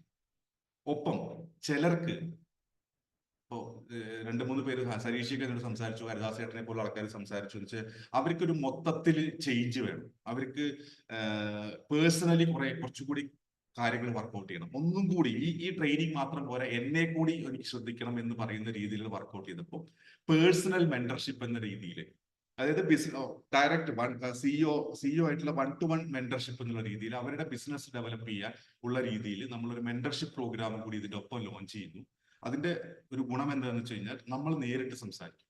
ഇപ്പോ ഞാനിവിടെ ഗ്രൂപ്പിൽ നിങ്ങൾ വരുന്ന ചോദ്യങ്ങൾക്ക് ഉത്തരം പറഞ്ഞിരിക്കുന്നുള്ളൂ. നാളെ മുനീർജി എന്റെ മെന്റർഷിപ്പ് പ്രോഗ്രാമിൽ ജോയിൻ ചെയ്ത് കഴിഞ്ഞാൽ, മുനീർജിയെ ആഴ്ചയിൽ ഒരു ദിവസം 1 മണിക്കൂർ ഞാൻ ഇവാലുവേറ്റ് ചെയ്യും. നമ്മൾ നേരിട്ടിരിക്കും. നിങ്ങളുടെ അടുത്ത ഒരാഴ്ചത്തെ പ്ലാൻ എന്താണ്, നിങ്ങളുടെ ബിസിനസ് എങ്ങനെ പോകും, നിങ്ങൾ എന്തൊക്കെ ചലഞ്ചസ് നേരിടുന്നു, നിങ്ങൾക്ക് എന്തൊക്കെ കാര്യങ്ങൾ വേണം, ഇപ്പൊ ഈ പറഞ്ഞ പോലെ ഡബിൽ നിൽക്കുന്ന ആളെ എങ്ങനെ ഈഗിൾ ക്യാരക്ടറിലേക്ക് കൊണ്ടുവരാം എന്നതിനെ കുറിച്ചൊക്കെ നമ്മൾ സംസാരിച്ച് വർക്ക്ഔട്ട് ചെയ്യുന്നു. അതാണ് മെന്റർഷിപ്പ് പ്രോഗ്രാം. നമ്മൾ ചാർജ് ചെയ്യുന്നത് ഒരു 4000 rupees, 4000 രൂപയാണ് നമ്മൾ മന്ത്ലി ചാർജ് ചെയ്യുന്നത്. ഓൾമോസ്റ്റ് അത് ഒരു വർഷമാകുമ്പോൾ 48,000 ആവും. ഒറ്റ കാര്യത്തിൽ നിങ്ങളോട് എനിക്ക് പറയാനുള്ളൂ, നിങ്ങൾ നിങ്ങളുടെ കമ്പനിക്ക് വേണ്ടിയിട്ട് ഒരുപാട് ഇൻവെസ്റ്റ്മെന്റ് നടത്തിയ ആൾക്കാരല്ലേ? എത്ര ഇടത്തിയിട്ടുണ്ടാവും? 10 ലക്ഷം, 15 ലക്ഷം, 50 ലക്ഷം, 1 കോടി രൂപ, പലതിൽ. എന്റെ ചോദ്യത്തിലുള്ളൂ, നിങ്ങൾക്ക് വേണ്ടിയിട്ട് നിങ്ങൾ എത്ര ഇൻവെസ്റ്റ്മെന്റ് ചെയ്തു? നിങ്ങൾ നിങ്ങളുടെ മക്കൾക്ക് വേണ്ടിയിട്ട് സ്കൂളിൽ പോകാൻ വേണ്ടിയിട്ട് ലക്ഷങ്ങൾ ഫീസ് കൊടുത്ത് പഠിപ്പിക്കുന്നുണ്ട്. എന്തിനാ അത് പഠിപ്പിക്കുന്നത്? ഫീസ് ഫ്രീ ആയിട്ടുള്ള സ്കൂളുകളില്ലേ ഇവിടെ? എന്തുകൊണ്ട് അവിടെ പോകുന്നില്ല? നിങ്ങൾ എക്സ്പെക്ട് ചെയ്യുന്നത് മക്കളിൽ ഒരു മാറ്റം വരണം, അവർക്ക് മറ്റുള്ളവരിൽ നിന്ന് കൂടുതൽ കാര്യങ്ങൾ മനസ്സിലാക്കണം എന്നുള്ളത് കൊണ്ടാണ് ലക്ഷങ്ങൾ കൊടുത്തുകൊണ്ട് അവിടെ ഇൻവെസ്റ്റ്മെന്റ് ചെയ്യുന്നത്. ശരിയല്ലേ രാമേന്ദ്രേട്ട? മക്കൾക്ക് ഇംഗ്ലീഷ് മീഡിയം സ്കൂളുകളിലാണെങ്കിലും ഇംഗ്ലീഷ് സംസാരിക്കണം, നമുക്കോ പറ്റിയില്ല, നമുക്ക് ഇംഗ്ലീഷ് മീഡിയം സ്കൂളിൽ പോകണം എന്നുള്ള ചിന്ത കൊണ്ടാണ് നമ്മൾ നല്ല ഫീസ് കൊടുത്ത് അവിടെ പഠിപ്പിക്കുന്നത്. റൈറ്റ്? അങ്ങനെ ഇരിക്കുന്ന നമ്മൾ നിങ്ങളുടെ വീടിന്റെ വരുമാന മാർഗമായിട്ടുള്ള, എത്രയോ ആളുകളുടെ ജീവനക്കാരുടെ വരുമാന മാർഗമായിട്ടുള്ള ഒരു കമ്പനി നയിക്കേണ്ട നിങ്ങളിലേക്ക് എത്ര രൂപ ഇൻവെസ്റ്റ് ചെയ്യുന്നു എന്നുള്ളതാണ് ചോദ്യം. ക്ലിയർ? ഞാൻ എന്റെ കമ്പനി തുടങ്ങിയത്, ഞാൻ ന്യായനായ ഇനേഷാണ്. ആദ്യം ഞാൻ ഇൻവെസ്റ്റ് ചെയ്ത് എനിക്കാണ്. എനിക്ക് കോൺഫിഡൻസ് വന്നതിന് ശേഷം മാത്രമേ ഞാൻ എൻ്റെ കമ്പനിയിലേക്ക് ചെയ്തിട്ടുള്ളൂ. ഇവിടെ ഇരിക്കുന്ന പലരും അങ്ങനെയല്ല എന്ന് എനിക്കറിയാം. സോ ആ ഇൻവെസ്റ്റ്മെന്റ് ആണ് ഈ പറഞ്ഞ 4,000 rupees. ഒരു മാസത്തിൽ നിങ്ങളുടെ ജീവനക്കാരന് കൊടുക്കുന്ന ശമ്പളത്തിന്റെ 1/3 നമ്മൾ അവിടെ നിങ്ങൾക്ക് വേണ്ടി ഇൻവെസ്റ്റ് ചെയ്യും. അതിന്റെ എഫേർട്ട് എന്ന് പറയുന്നതിൽ ഒരാൾ എന്നെ വിളിച്ചു, പേര് പറയുന്നില്ല, ഞാൻ ഒറ്റ കാര്യം ചോദിച്ചു, താങ്കൾക്ക് ഇത്രയാണ് ബിസിനസ് ഉള്ളത്, ഒരു 3 ഇരട്ടി ഈ വർഷാവസാനം 3 ഇരട്ടിയാക്കാൻ നിങ്ങൾ ഉദ്ദേശിക്കുന്നുണ്ടോ? ഉണ്ട്. പറ്റുമോ? പറ്റും. എങ്ങനെ പറ്റും? ആര് ചെയ്യണം? താങ്കൾ ചെയ്യും, നിങ്ങൾ ചെയ്യണം. അതിന് കട്ടയ്ക്ക് ഒപ്പം നിൽക്കും. ഇതാണ് എൻ്റെ വാക്ക്. ഇതാണ് മെന്റർഷിപ്പ്. ഞാൻ പറഞ്ഞു, മനസ്സിലായോ? ഓക്കെ. എന്നാൽ ഇതൊന്നും പറ്റാത്ത ആൾക്കാരൊക്കെ ഉണ്ട്, എനിക്കറിയാം. പ്ലീസ് സാറേ, എൻ്റെ അടുത്ത് 1 രൂപ പോലും ഇല്ല എന്ന് പറയുന്നവരുണ്ട്. അല്ലെങ്കിൽ അപ്പോൾ ഇത്രയും കാലം ഫ്രീ ആയിട്ട് പരിപാടി നടത്തിയതല്ലേ, നമുക്ക് പുതിയ പരിപാടി നമ്മൾ ഓഗസ്റ്റ് 15 ഒരു കാര്യം പറഞ്ഞില്ലേ, അത് നാളെ ദിവസം നമുക്കത് അനൗൺസ് ചെയ്യുകയും ചെയ്യും. ഇതാണ് ഞാൻ ഉദ്ദേശിക്കുന്നത്. താല്പര്യമുള്ളവർക്ക് ഈ പ്രോഗ്രാം കഴിഞ്ഞിട്ട് എന്നോട് ചോദിക്കാം എന്താണെന്നുള്ളത്. ഞാൻ അതിനെക്കുറിച്ച് ഡീറ്റെയിൽ പറഞ്ഞു. അപ്പൊ ചോദ്യങ്ങളിലേക്ക് പോവാം, നമ്മൾ വെറുതെ സമയം കളയുന്ന കാര്യമില്ല. അടുത്ത ചോദ്യം, നെക്സ്റ്റ് ക്വസ്റ്റ്യൻ പ്ലീസ്. സാറേ, നമുക്ക് ഈ സ്റ്റാഫ് റിക്രൂട്ട്മെന്റ്സ് ചെയ്യുമ്പോൾ നമ്മൾ എന്തൊക്കെയാണ് ശ്രദ്ധിക്കുന്നത്? സ്റ്റാഫ് റിക്രൂട്ട്മെന്റ് ചെയ്യുന്ന സമയത്ത് ആദ്യം നിങ്ങൾക്ക് വേണ്ടത്, നിങ്ങൾ ഏത് പോസ്റ്റിലേക്കാണ് ആളെ എടുക്കുന്നുള്ള ബോധ്യം നിങ്ങൾക്ക് വേണം. അവരുടെ ജോലി എന്താണെന്നുള്ളത് ക്ലിയർ ആയിട്ട് നിങ്ങളുടെ മുന്നിൽ ഉണ്ടാവണം. ഒരു ജോബ് ഡിസ്ക്രിപ്ഷൻ നിങ്ങൾ ഉണ്ടാക്കിയിരിക്കണം. ഒരാളെ എടുത്തിട്ട് അവർക്ക് പറ്റിയ ജോലി കൊടുക്കല്ല, ഒരു ജോലി കൊടുത്തിട്ട് അതിലേക്ക് പറ്റിയ ആളെ എടുക്കുകയാണ് നമ്മൾ ചെയ്യുന്നത്. ഇപ്പൊ ഉദാഹരണമായിട്ട് പറയാണ്, സെയിൽസുകാരനാണ് ജോലി, സെയിൽസ് ആണ് ജോലി എന്ന് വെക്കുക. ആദ്യമേ പോയിട്ട് 12,000 രൂപ ശമ്പളം കൊടുക്കാൻ പറ്റും എന്നല്ല തീരുമാനിക്കേണ്ടത്. സെയിൽസ് ഒരു വെർത്തി ജോബാണ്. എന്താണ് ഈ വെർത്തി ജോബ് എന്ന് ചോദിച്ചു കഴിഞ്ഞാൽ, സെയിൽസുകാരൻ നേരാവണ്ണം പണിയെടുത്ത് കഴിഞ്ഞാൽ നിങ്ങളുടെ ബിസിനസ്സിലേക്ക് പൈസ കൊണ്ടുവരാൻ സാധിക്കും. ശരിയല്ലേ? സോ 12,000 രൂപ എന്ന് പറയുന്ന ഫിക്സഡ് ഇതിലല്ല നിങ്ങൾ നിർത്തേണ്ടത്. അവർക്ക് എന്താണ് അവർ ശമ്പളം ചോദിക്കുക, ആ ഒരു ബഡ്ജറ്റ് നിങ്ങൾ ക്ലിയർ ചെയ്യുക. മേ ബി ഒരു 12,000 തൊട്ട് 25,000 രൂപ വരെ. ഓക്കെ. എന്നിട്ട് ജോബ് ഡിസ്ക്രിപ്ഷൻ ഉണ്ടാക്കണം. അവരെന്താണ് ചെയ്യേണ്ടത് എന്നുള്ള ജോബ് ഡിസ്ക്രിപ്ഷൻ ഉണ്ടാക്കണം. അതിനനുസരിച്ചിട്ടുള്ള അഡ്വർടൈസ്മെന്റ് ചെയ്യണം. അത് അഡ്വർടൈസ്മെന്റ് ചെയ്യുമ്പോൾ നിങ്ങൾ ജസ്റ്റ് നിങ്ങളുടെ റെഫറൻസ് ഉള്ള ആളുകളുടെ അടുത്ത് നിന്ന്, അതെ ഒരു വേക്കൻസി ഉണ്ട് പറയണേ മുനീറെ, വല്ല വേക്കൻസി ആൾക്കാരുണ്ടെങ്കിൽ പറയണേ. അല്ല, ഒരിക്കലും റെഫറൻസ് എടുക്കരുത്. കാരണം റെഫറൻസിന് എടുത്താൽ നിങ്ങൾക്ക് തലവേദനയാണ്. നിങ്ങൾക്ക് ഒരിക്കലും ഒരു കാര്യം സീരിയസ് ആയിട്ട് പറയാൻ പോലും പറ്റില്ല. അത് രമേശ് ഏട്ടാ, ഞാൻ അങ്ങനെ വിചാരിച്ചു, എന്ത് ഏട്ടനാ വിളി, ഏട്ടൻ വിളിയായി. അവിടെ ബന്ധുക്കാരടുത്ത് കൂട്ടുകാർ മൂത്താപ്പട മക്കള് ഒക്കെ വരുമ്പോ അത് ഏട്ടൻ വിളി കാക്കാവിളിയായി. വേണ്ട. നിങ്ങൾ ജനറൽ ആയിട്ട് അതിന് ഒരു 1,000-1,500 രൂപ 2,000 രൂപ ചെലവഴിച്ചോളൂ. അതായത് 20,000 രൂപയ്ക്ക് കിട്ടുന്ന ഒരു ആളേക്കാണെങ്കിൽ 2,000-2,500 രൂപ ചെലവഴിച്ചിട്ട് അതിന് പറ്റുന്ന ജോബ് സൈറ്റുകൾ ഇട്ടിട്ട് ഏറ്റവും നല്ല ക്വാളിറ്റി ഉള്ള ആളുകളെ എടുക്കുക, ഇന്റർവ്യൂവിന് വിളിക്കുക. ഒരാളെ 2 ആളെ 3 ആളെ ഫിക്സ് ചെയ്യരുത്. നിങ്ങൾ ഒരു പോസ്റ്റ് ഉള്ളെങ്കിൽ ഒരു 5 പേരെ നിങ്ങൾ ഫിക്സ് ചെയ്യണം. അതാണ് ആദ്യത്തെ ചാർട്ട്. JD ഉണ്ടായിരിക്കണം. ഒരു ഇന്റർവ്യൂവിന് ആളെ വിളിക്കുന്നു. ഇന്റർവ്യൂവിന് ആളെ വിളിച്ചു കഴിഞ്ഞാൽ നിങ്ങൾ വരുമ്പോൾ ആദ്യം ചെയ്യേണ്ട കാര്യം, ആദ്യം ഇന്നലെ തന്ന ഡോപ്പ് ടെസ്റ്റ് കൊടുക്കുക. ആ ഡോപ്പ് ടെസ്റ്റ് അവരോട് ചെയ്യാൻ പറയുക. അപ്പൊ ഒരുവിധം സീരിയസ് ആയിട്ടുള്ള ആൾക്കാർ, സീരിയസ് അല്ലാത്ത ആൾക്കാർ അവിടെ തന്നെ വെച്ചിട്ട് പൊക്കോളും, ഇതൊന്നും ചെയ്യാൻ പറ്റില്ലെന്ന് പറഞ്ഞിട്ട്. അങ്ങനെ അനുഭവം ഉണ്ട്, അതുകൊണ്ടാണ് പറഞ്ഞത്. ഓക്കെ. നേരെ ചോദിക്കുക, അവർ ഡോപ്പ് ടെസ്റ്റ് ചെയ്യുക, ആ ഡോപ്പ് ടെസ്റ്റ് മേടിക്കുക. ആ ഡോപ്പ് ടെസ്റ്റിൽ നിങ്ങൾ സെയിൽസ് ജോലിക്കാണെങ്കിൽ പീകോക്ക് അല്ലാത്ത ഒരാളെ നിങ്ങൾ എടുക്കണ്ട. ഡൗ ക്യാരക്ടർ ആണ്, പക്ഷെ ആള് നന്നായിട്ട് വർത്തമാനം പറയുന്നുണ്ട്, ഒരു കാര്യമില്ല. ഇന്നലെ എനിക്ക് അയച്ചു തന്നു ഈഗിൾ ഡവ്, നന്നായി സംസാരിക്കുന്നുണ്ടായിരിക്കാം, ഭയങ്കര ആസ്പിരന്റ് ആണ്, ഭയങ്കര അഗ്രസീവ് ആണ്. വേണ്ട. ഈഗിളും തൊട്ട് താഴെ ഡവ് ആണെങ്കിൽ ഭയങ്കര മൂഡ് സിങ്സ് ആണ്, നിങ്ങളെ പൊളിച്ചു കളയും. നിങ്ങളൊരു ഒരു ഔൾ ക്യാരക്ടർ ആണ്, സ്വാഭാവികമായിട്ട് നിങ്ങളെ പൊളിച്ചു കളയും. അപ്പൊ സെയിൽസിൽ നിങ്ങൾ എന്ത് ചെയ്യണം? നിങ്ങൾക്ക് വേണ്ടത് ഈ പറഞ്ഞ പീകോക്ക് ആയിരിക്കും. ഒരു അക്കൗണ്ട്സ് ജോബ് ആണെങ്കിൽ, ഫിനാൻസിനോട് ബന്ധപ്പെട്ടതാണെങ്കിൽ അവളായിരിക്കും. ഒരു HR പേഴ്സൺ ആണെങ്കിൽ, അല്ലെങ്കിൽ അങ്ങനെ കസ്റ്റമർ റിലേഷൻസ് ആണെങ്കിൽ നിങ്ങൾ ഡൗ ക്യാരക്ടറുള്ള ആളെടുത്തു, ഒരു കുഴപ്പമില്ല. ഓക്കെ. ഡോപ്പ് ടെസ്റ്റ് നിങ്ങൾ പ്ലാൻ ചെയ്യുക. അത് കഴിഞ്ഞിട്ട് ഇന്റർവ്യൂ സംസാരിച്ചുകൊണ്ടിരിക്കുന്ന, അല്ലെങ്കിൽ അതിന്റെ തൊട്ട് മുന്നേ തന്നെ നിങ്ങളൊരു പേപ്പറിൽ നൈസ് അനാലിസിസ് ചെയ്യിപ്പിക്കുക. അവന്റെ നീഡുകൾ, N ഫോർ നീഡ്, അവൻ എന്തൊക്കെ ആവശ്യങ്ങളുണ്ട്. രണ്ടാമത്തത് ഇൻട്രസ്റ്റ്, അവൻ എന്തൊക്കെ താല്പര്യങ്ങളുണ്ട്. മൂന്നാമത്തത് കൺസേൺസ്, എന്തൊക്കെ കൺസേൺസ് അവനുണ്ട് അവന്റെ ജീവിതത്തിൽ, അവന്റെ ജോലിയിൽ അവൻ എന്തൊക്കെ കൺസേൺസ് ഉണ്ട്. നാലാമത്തത് എക്സ്പെക്ടേഷൻസ്, എന്തൊക്കെ എക്സ്പെക്ടേഷൻസ് ഉണ്ട്. ഈ 4 കാര്യങ്ങളും അവന്റെ അടുത്ത് നിന്ന് എഴുതി മേടിക്കുക. ഓക്കെ. ഇപ്പൊ നമുക്ക് മനസ്സിലാവും എന്ത്, ഓരോരുത്തരുടെ നീഡും ഓരോരുത്തരുടെ ഇൻട്രസ്റ്റ് വേറെ വേറെ ആയിരിക്കും. ചിലരുടെ ഇൻട്രസ്റ്റ് ബൈക്ക് റൈഡിങ് ആയിരിക്കും, അവന് ഹിമാലയത്തിൽ പോകണമെന്നായിരിക്കും. അങ്ങനത്തെ ഒരാളെ നമ്മൾ എടുത്തു കഴിഞ്ഞാൽ നമുക്ക് ഉറപ്പിച്ചോളം നമ്മൾ ഓഫീസിൽ ആവശ്യത്തിന് കിട്ടില്ല. അവൻ ആ സമയത്ത് ഹിമാലയത്തിലായിരിക്കും. മനസ്സിലായില്ലേ? എന്നാൽ ബൈക്ക് റൈഡിങ് താല്പര്യമുള്ള ഒരാൾ സെയിൽസിൽ ജോലി ചെയ്യാൻ പറഞ്ഞ കാരണം അവനെ ബൈക്ക് ഓടിക്കാൻ ഭയങ്കര ഇൻട്രസ്റ്റാണ്. അവന് പുറത്തു കൂടെ പോകാൻ വലിയ താല്പര്യമില്ലാത്ത ആളല്ല. എന്നാൽ ചില ആളുകൾക്ക് വീട് വെക്കണം എന്നായിരിക്കും അവരുടെ നീഡ്. അപ്പൊ നമ്മൾ സംസാരിക്കുമ്പോൾ നമുക്ക് നാളെ സംസാരിക്കുമ്പോൾ വീട് വെക്കണ്ടേ, എത്ര രൂപ വേണം, പ്ലാൻ ചെയ്യണം എന്നുള്ളത് വെച്ചിട്ടായിരിക്കും അവനെ ടാർഗറ്റ് സെറ്റ് ചെയ്യുന്നത്. ക്ലിയർ ആയോ? ആ നീഡ് എടുത്തിട്ട് അവനെ കൊണ്ടുവരുമ്പോൾ അവനോട് സംസാരിക്കേണ്ടത് ഇതാണ്. JD ഇന്റർവ്യൂവിൽ സംസാരിക്കേണ്ടത് സെൽഫ് ഇൻട്രൊഡ്യൂസ് യുവർ സെൽഫ്. അപ്പൊ അവന്റെ പേര്, കാണാപ്പാടം പഠിച്ച പേര്, ഡീറ്റെയിൽസ്, ഇൻട്രൊഡക്ഷൻ പറയും. അത് കഴിഞ്ഞിട്ട് നിങ്ങൾ എപ്പോഴും ശ്രദ്ധിക്കേണ്ട ചോദ്യങ്ങൾ ചോദിക്കണം. പല ടൈപ്പ് ചോദ്യങ്ങളുണ്ട്, ഞാൻ അതിനെക്കുറിച്ച് ഞാൻ പറഞ്ഞു തരാം. ചോദ്യങ്ങൾ ചോദിക്കണം. ഏതൊക്കെ ടൈപ്പ് ചോദ്യങ്ങൾ ചോദിക്കണം എന്നുള്ളതിനെ കുറിച്ചിട്ട്. ഓക്കെ, ഞാൻ how to hire an employee എന്ന് പറയുന്നൊരു ഇത് എന്റെ യൂട്യൂബിൽ കിടപ്പുണ്ട്. അതൊന്ന് സെർച്ച് ചെയ്തോ, അത് ഉപകാരപ്പെടും. ഒരു സെമിനാറാണ്, ഒരു വെബിനാറാണ് മൊത്തത്തിൽ. അത് എന്താ പറയുക, ചോദ്യങ്ങൾ ചോദിച്ചു കഴിഞ്ഞാൽ അവനെ എടുത്തു കഴിഞ്ഞാൽ ആദ്യത്തെ ദിവസം അവന് ഇൻഡക്ഷൻ കൊടുക്കണം. നിങ്ങളുടെ കമ്പനി എന്താണ്, കമ്പനിയുടെ ബ്രാൻഡ് എന്താണ്, എവിടൊക്കെയാണ് കസ്റ്റമറുകൾ, എന്തൊക്കെ ബിസിനസ് ആണ് ചെയ്യുന്നത്, കൾച്ചർ എന്താണ്, ടൈമിംഗ് എന്താണ്, എങ്ങനെയൊക്കെ കാര്യങ്ങളാണ് വർക്ക്ഔട്ട് ചെയ്യുന്നതിന് കൃത്യമായിട്ട് ഇൻഡക്ഷൻ കൊടുക്കണം. അവന്റെ ഫോംസുകൾ മേടിക്കണം. അതായത് അവന്റെ സർട്ടിഫിക്കറ്റും അങ്ങനത്തെ കാര്യങ്ങൾ. പലരെയും റെസ്യൂമിൽ അഡ്രസ് ഇല്ല ഇപ്പോഴത്തെ കാലത്ത്, ഫോൺ നമ്പർ മാത്രമേ ഉള്ളൂ.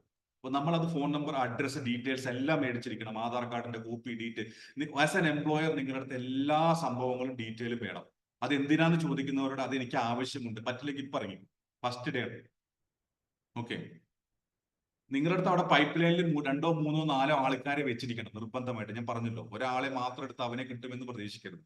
3, 4 ആൾക്കാരെ പൈപ്പ് ലൈനിൽ വെച്ചിരിക്കണം. ഇൻഡക്ഷൻ കൊടുക്കണം. അത് കഴിഞ്ഞ ഉടനെ നിങ്ങൾ പ്രോഡക്റ്റ് ട്രെയിനിങ് കൊടുക്കണം. അത് നിങ്ങൾ പ്രോഡക്റ്റ് ട്രെയിനിങ് കൊടുക്കണം. സെയിൽസിലേക്ക് അടുക്കണമെന്നുണ്ടെങ്കിൽ സെയിൽസ് ട്രെയിനിങ് നിർബന്ധമായിട്ടും കൊടുക്കണം. പ്രൊഡക്റ്റ് ട്രെയിനിങ് കൊടുത്തു കഴിഞ്ഞാൽ സെയിൽസ് ട്രെയിനിങ് ആയില്ല. അവനോട് ഇപ്പൊ ഫോൺ ടെലികോളർ ആണെങ്കിൽ അവൻ എങ്ങനെ ടെലികോളിംഗ് ചെയ്യണം, എന്തൊക്കെ ചെയ്യണം എന്നുള്ളത്. മോട്ടിവേഷൻ ട്രെയിനിങ് അല്ല കൊടുക്കേണ്ടത്. ഞാൻ പറഞ്ഞത് മോട്ടിവേഷൻ ട്രെയിനിങ്ങും സെയിൽസ് ട്രെയിനിങ്ങും തമ്മിൽ ഒരുപാട് വ്യത്യാസമുണ്ട്. മോട്ടിവേഷൻ ട്രെയിനിങ് എന്ന് പറയുന്നത് രാത്രി 2 പെഗ് അടിക്കുന്ന പോലെ രാവിലത്തേക്ക് അതിനെ കെട്ടുവിടും. മനസ്സിലായില്ലേ? സെയിൽസ് ട്രെയിനിങ് എന്ന് പറയുന്നത് കൃത്യമായിട്ട് ആന്റിബയോട്ടിക് കൊടുക്കണം, 5 ദിവസം കണ്ടിന്യൂസ് കഴിക്കണം എന്നല്ല ഡോക്ടർ പറയാ, നിർത്തരുതെന്ന് പറയില്ലേ? അതുപോലെയാണ്, ഒരു കോഴ്സാണ്. അത് കണ്ടിന്യൂസ് കൊടുക്കണം. കണ്ടിന്യൂസ് അത് ഒരു ആക്ടിവിറ്റിയാ, അല്ലെങ്കിൽ ഒരു മോട്ടിവേഷൻ അല്ല, ഡിസിപ്ലിൻ ആണ്. നിർബന്ധമായിട്ട് സെയിൽസ് ട്രെയിനിങ് കൊടുക്കണം. അത് കൊടുത്തു കഴിഞ്ഞാൽ അത് താങ്കൾക്ക് പറ്റില്ലെങ്കിൽ പറ്റുന്ന ആൾക്കാരെ ഏൽപ്പിക്കുക. ഇതൊക്കെയാണ് എന്റെ പണി. മനസ്സിലായില്ലേ? അങ്ങനത്തെ ആൾക്കാരെ പ്രൊഫഷണൽസിനെ ഏൽപ്പിക്കുക. നിങ്ങൾ ഒരു മടിയും വിചാരിക്കരുത്. ഞാൻ പറയുന്നത് അറിയോ, സെയിൽസ് ട്രെയിനിങ് ഒന്നും കൊടുക്കാറില്ല ബേസിക്കലി. എന്തുകൊണ്ടാ? അയ്യോ അതിന് കാശ് ചെലവല്ലേ.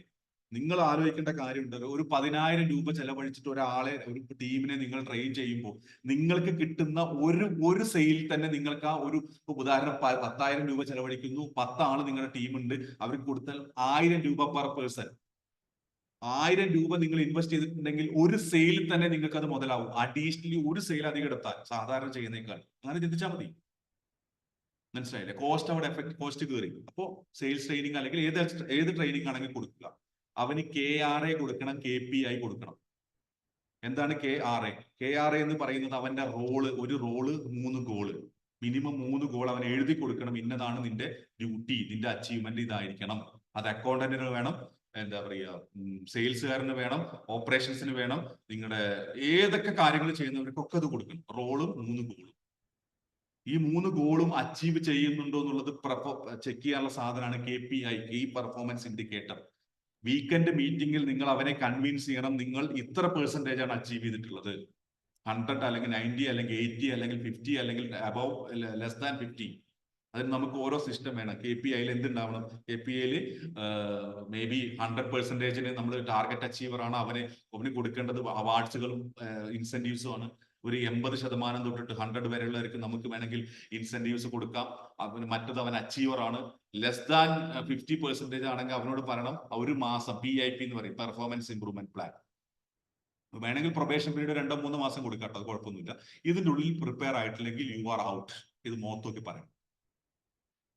ഓക്കെ, അല്ലാതെ വലിച്ച് ഇങ്ങനെ വെച്ച് നിർത്തുന്നതിൽ ഒരർത്ഥമില്ല. അവൻ നാളെ നന്നാവും, മറ്റന്നാൾ നന്നാവും എന്നുള്ള ഒരർത്ഥമില്ല. പിന്നെ ബേസിക്കലി ഒരുപാട് പേഴ്സണലായിട്ട് താലോലിക്കും. വെരി സോ പറയുന്നു. ഒരുപാട് പേഴ്സണലായിട്ട് താലോലിക്കരുത്. നിങ്ങളുടെ കമ്പനി ഒരു കുടുംബമായിട്ട് കൊണ്ടുപോകാൻ നല്ലതാണ്, കുഴപ്പമൊന്നുമില്ല. പക്ഷെ നിങ്ങളുടെ അവൈലബിലിറ്റി അവിടെ കുറയും.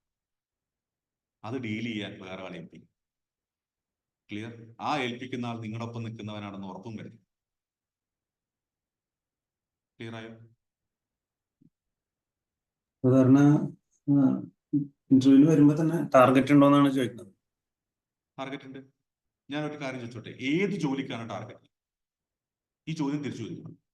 ടാർഗറ്റ് ഇല്ലാത്തൊരു ജോലി പറയും. സെക്യൂരിറ്റിക്ക് വരെ ടാർഗറ്റ് ഉണ്ടോ? എന്താ സെക്യൂരിറ്റി ടാർഗറ്റ്? അവന്റെ ഗോൾ ഇതാണ്.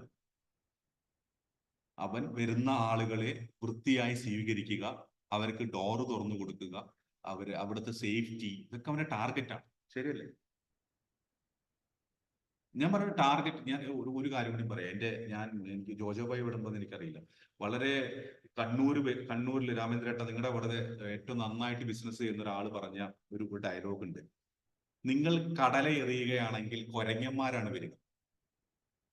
ഓക്കെ, നിങ്ങൾ മീറ്റാണ് എറിയുന്നതെങ്കിൽ സിംഹം വരും. മനസ്സിലായോ എന്താണ് അർത്ഥം? നിങ്ങൾ ചെറിയ എമൗണ്ട് ഇട്ട് കൊടുത്തു കഴിഞ്ഞാൽ വരുന്ന എംപ്ലോയീസ്, ചെറിയ സാലറിയാണ് കൊടുക്കുന്നെങ്കിൽ വരുന്ന എംപ്ലോയീസ് എന്തായിരിക്കും? കൊരങ്ങന്മാരായിരിക്കും. വലിയ ശമ്പളം ഇട്ട് കൊടുത്തു കഴിഞ്ഞാൽ നിങ്ങളുടെ അടുത്തേക്ക് വരുന്നത് സിംഹങ്ങളായിരിക്കും. നിങ്ങൾക്ക് വേണ്ടത് സിംഹങ്ങളെയാണോ കൊരങ്ങന്മാരെയാണോ? കടല ഇട്ട് കൊടുത്താൽ ഒരിക്കലും സിംഹം വരില്ല എന്നുള്ള റിയാലിറ്റി മനസ്സിലാക്കും. എപ്പോഴും നമുക്ക് അബദ്ധം പറ്റും. ടെക്നീഷ്യൻ ജോബിൽ ഇരിക്കുന്ന ഒരാൾക്കാണ് ടെക്നീഷ്യൻ, ഞാൻ പറഞ്ഞില്ലേ, നമ്മൾ ആദ്യം പറഞ്ഞ ഓർമ്മയില്ലേ, ടെക്നീഷ്യൻ, മാനേജർ, ഓണർ. ആ ടെക്നീഷ്യൻ ലെവലിൽ ഇരിക്കുന്ന ഒരാളാണ് ഏറ്റവും ടഫ്. അവനാണ് പൈസ ഇറക്കാൻ ബുദ്ധിമുട്ട്. ജോയാലിക്കാസ് പറഞ്ഞു, ഞാൻ ജയ് ട്രേഡ് ടൈംസിൽ ഒരു ലേഖനം, ഒരു ഇത് എഴുതിയിട്ടുണ്ടായിരുന്നു. അതിൽ ഞാൻ ആദ്യം എഴുതി തരുള്ളൂ. ജോയാലിക്കാസ് പറഞ്ഞ ഒരു ഡയലോഗ്: ഞങ്ങൾ നല്ല ശമ്പളം കൊടുക്കും, നല്ല ട്രെയിനിങ് കൊടുക്കും, നല്ല സ്നേഹം കൊടുക്കും എംപ്ലോയീസ്. അതാണ് എൻ്റെ കമ്പനിയുടെ വിജയം. ഒരു മടി വിചാരിക്കും. സാർ ഉദ്ദേശിക്കുന്നത് നല്ല സാലറി കൊടുത്ത് ക്വാളിറ്റിയുള്ള ആൾക്കാരെ എടുക്കാന്നല്ലേ സാർ ഉദ്ദേശിച്ചത്? അതെ, നല്ല ശമ്പളം ഓഫർ ചെയ്യണം, ആ ശമ്പളത്തിനുള്ള പണി എടുപ്പിക്കണം. 10,000 രൂപ ശമ്പളം കൊടുക്കുന്നതിനോട് 10 ലക്ഷം രൂപയുടെ കച്ചവടം ചെയ്യണം എന്ന് പറഞ്ഞാൽ നടക്കണ കാര്യമൊന്നുമില്ല. അവന്റെ ലിമിറ്റേഷൻ ഉണ്ടാവും. ഞാനൊരു കാര്യം ചോദിച്ചോട്ടെ, ബെൻസ് കാറ് വിൽക്കാൻ വേണ്ടിയിട്ട് 10,000 രൂപ ശമ്പളം കൊടുത്ത ആളെ വെച്ച് കഴിഞ്ഞാൽ അവൻ വിൽക്കൂ? നിങ്ങൾ എന്താ ചിന്തിക്കണേ? വിൽക്കൂ? അവിടെ മൈൻഡ് സെറ്റ് ഇമ്പോർട്ടന്റ് ആണ് ആളുടെ. ഒരു 10 ലക്ഷം രൂപ നേരിട്ട് ജീവിതത്തിൽ കാണാത്തവനോട് ബെൻസ് കാർ വിൽക്കാൻ പറ്റി പറഞ്ഞു കഴിഞ്ഞാൽ അവൻ പറയും, ഇവിടെ സാറേ കസ്റ്റമറൊക്കെ പറയുകയാണെ ബെൻസ് കാറിന് വില കൂടുതലാണെന്ന് പറയുന്നുണ്ട്. അവൻ വന്നിട്ട് പറയും. 10 ലക്ഷം രൂപ കാണാത്തവരോട്. ഓവർസീസ് എഡ്യൂക്കേഷനിൽ പറ്റുന്ന ഏറ്റവും വലിയ മിസ്റ്റേക്ക് ഇതാണ്. നമ്മള് പൈസ തീരെ കാണാത്ത ആളോട് 15 ലക്ഷം രൂപ 20 ലക്ഷം രൂപ കൊടുക്കണം. ഇവൻ എന്താ ചിന്തിക്കറിയോ? ഒരു കസ്റ്റമറോട് പറയണം, അതേ 15 ലക്ഷം രൂപ കൊടുക്കണം. അയ്യോ ബുദ്ധിമുട്ടാണല്ലോ എന്ന് പറയുമ്പോ ഈ ഇരിക്കുന്ന എംപ്ലോയി എന്താ വിചാരിക്കണം അറിയോ? ശരിയാണ്, 15 ലക്ഷം രൂപ ഉണ്ടാക്കാന്നൊക്കെ പറഞ്ഞ ബുദ്ധിമുട്ടാണ്. ഞാനൊക്കെ എന്റെ വീട്ടിൽ 15 ലക്ഷം രൂപ ഇന്ന് വരെ കണ്ടിട്ടില്ല. ശരിയായിരിക്കുന്നതാണ്. പിങ്കി, നിങ്ങൾ സെലക്ട് ചെയ്യുന്ന ടീം എന്ന് പറയുന്നത് അത്യാവശ്യം കാശ് കണ്ട ടീമായിരിക്കും. കാശ് ഉള്ളതെന്ന് പറഞ്ഞില്ല, കാശ് കണ്ടതായിരിക്കണം. രമേശ് ഭായി സെല്ല് ചെയ്യുമ്പോൾ നിങ്ങൾക്ക് 1 ലക്ഷം 2 ലക്ഷം രൂപയുടെ പ്രീമിയം അങ്ങനത്തെ കാര്യങ്ങളൊക്കെ ഈസി ആയിട്ട് സെല്ല് ചെയ്യാറില്ലേ? നിങ്ങളുടെ ടീമിനെ സാധിക്കാറുണ്ടോ? എന്താ വ്യത്യാസം മനസ്സിലായോ? നിങ്ങൾ കാശ് കണ്ടിട്ടുണ്ട്, മറ്റവരത് കണ്ടിട്ടില്ല. അത്രേ ഉള്ളൂ. ശരി, നെക്സ്റ്റ്.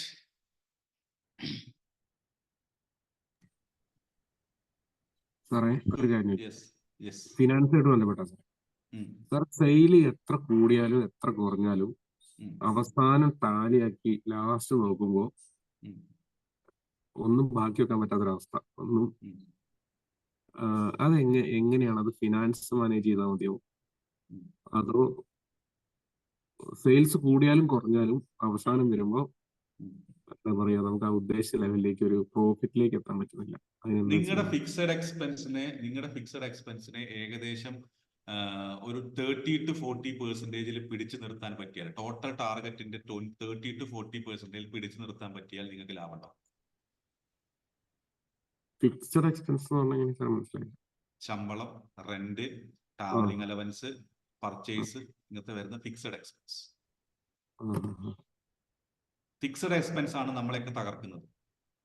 എനിക്ക് മന്ത്ലി ഒരു 2 lakhന്റെ അടുത്ത് ഫിക്സഡ് എക്സ്പെൻസ്. ഞാൻ 2 lakhന്റെ ബിസിനസ് ചെയ്തിട്ട് കാര്യമില്ല, 3 lakhന്റെ ബിസിനസ് ചെയ്തിട്ട് കാര്യമില്ല, 10 lakhന്റെ ബിസിനസ് ചെയ്യും. 2 lakh എക്സ്പെൻസ് ഉണ്ടെങ്കിൽ 10 lakhന്റെ ബിസിനസ് ചെയ്യണം. 20-30% നിങ്ങളെ ഫിക്സഡ് പെർസെൻറ്റേജ് നിങ്ങൾ മനസ്സിലാക്കണം. അപ്പോൾ നമ്മളിപ്പോൾ ചെയ്യുന്നത് വെച്ച് കഴിഞ്ഞാൽ നമുക്ക് ടോട്ടൽ 2 ലക്ഷം രൂപ ചെലവുണ്ടെങ്കിൽ ഒരു 3 ലക്ഷം രൂപയ്ക്ക് പിടിക്കും. ഫിക്സഡ് എക്സ്പെൻസ് നമുക്ക് മാറ്റാൻ പറ്റില്ല. 3 ലക്ഷം രൂപയ്ക്ക് ചെയ്ത് കഴിഞ്ഞാൽ സ്വാഭാവികമായിട്ടും നിങ്ങളുടെ പ്രോഡക്റ്റ് അതിനനുസരിച്ച് നിങ്ങൾ വാങ്ങുവാണല്ലോ. ഒരു 10-20% അതിന് എക്സ്പെൻസ് ഉണ്ടല്ലോ. പിന്നെ നിങ്ങളുടെ കയ്യിൽ എന്താ ഉണ്ടാവുക? സമ്പാദ്യം, വരുമാനം കൂട്ടാൻ ഒരൊറ്റ വഴിയുള്ളൂ, അല്ലെങ്കിൽ പൈസ കയ്യിൽ കിട്ടാൻ വഴിയുള്ളൂ, സെയിൽസ് കൂട്ടുക, എക്സ്പാൻഡ് ചെയ്യുക, എക്സ്പാൻഷൻ പ്ലാൻസ്. എക്സ്പാൻഷൻസ് വരുമ്പോൾ ഓരോ റീജിയനിലും വരുന്ന ചെറിയ ചെറിയ ലാഭങ്ങൾ പോലും നിങ്ങളെ ലാഭത്തിലേക്ക് എത്തിക്കും.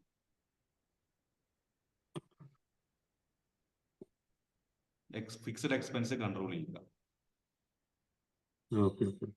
ഓക്കെ, പറ്റുമോ നോട്ടെ? ഞാൻ ഒരാള് ഒരു നമ്മുടെ ഒരു റെസ്പെക്റ്റഡ് പേഴ്സൺ ഉണ്ട്, പുള്ളിയെ ഞാൻ കിട്ടും നോട്ടെ. ഒരു ദിവസം ഫിനാൻസിനെ കുറിച്ചിട്ടുള്ള ക്ലാസ് നമുക്ക് സപ്പോർട്ട് ചെയ്യാൻ പറ്റും ഈ ഒരു വരുന്ന ദിവസങ്ങളിൽ. ഓക്കെ,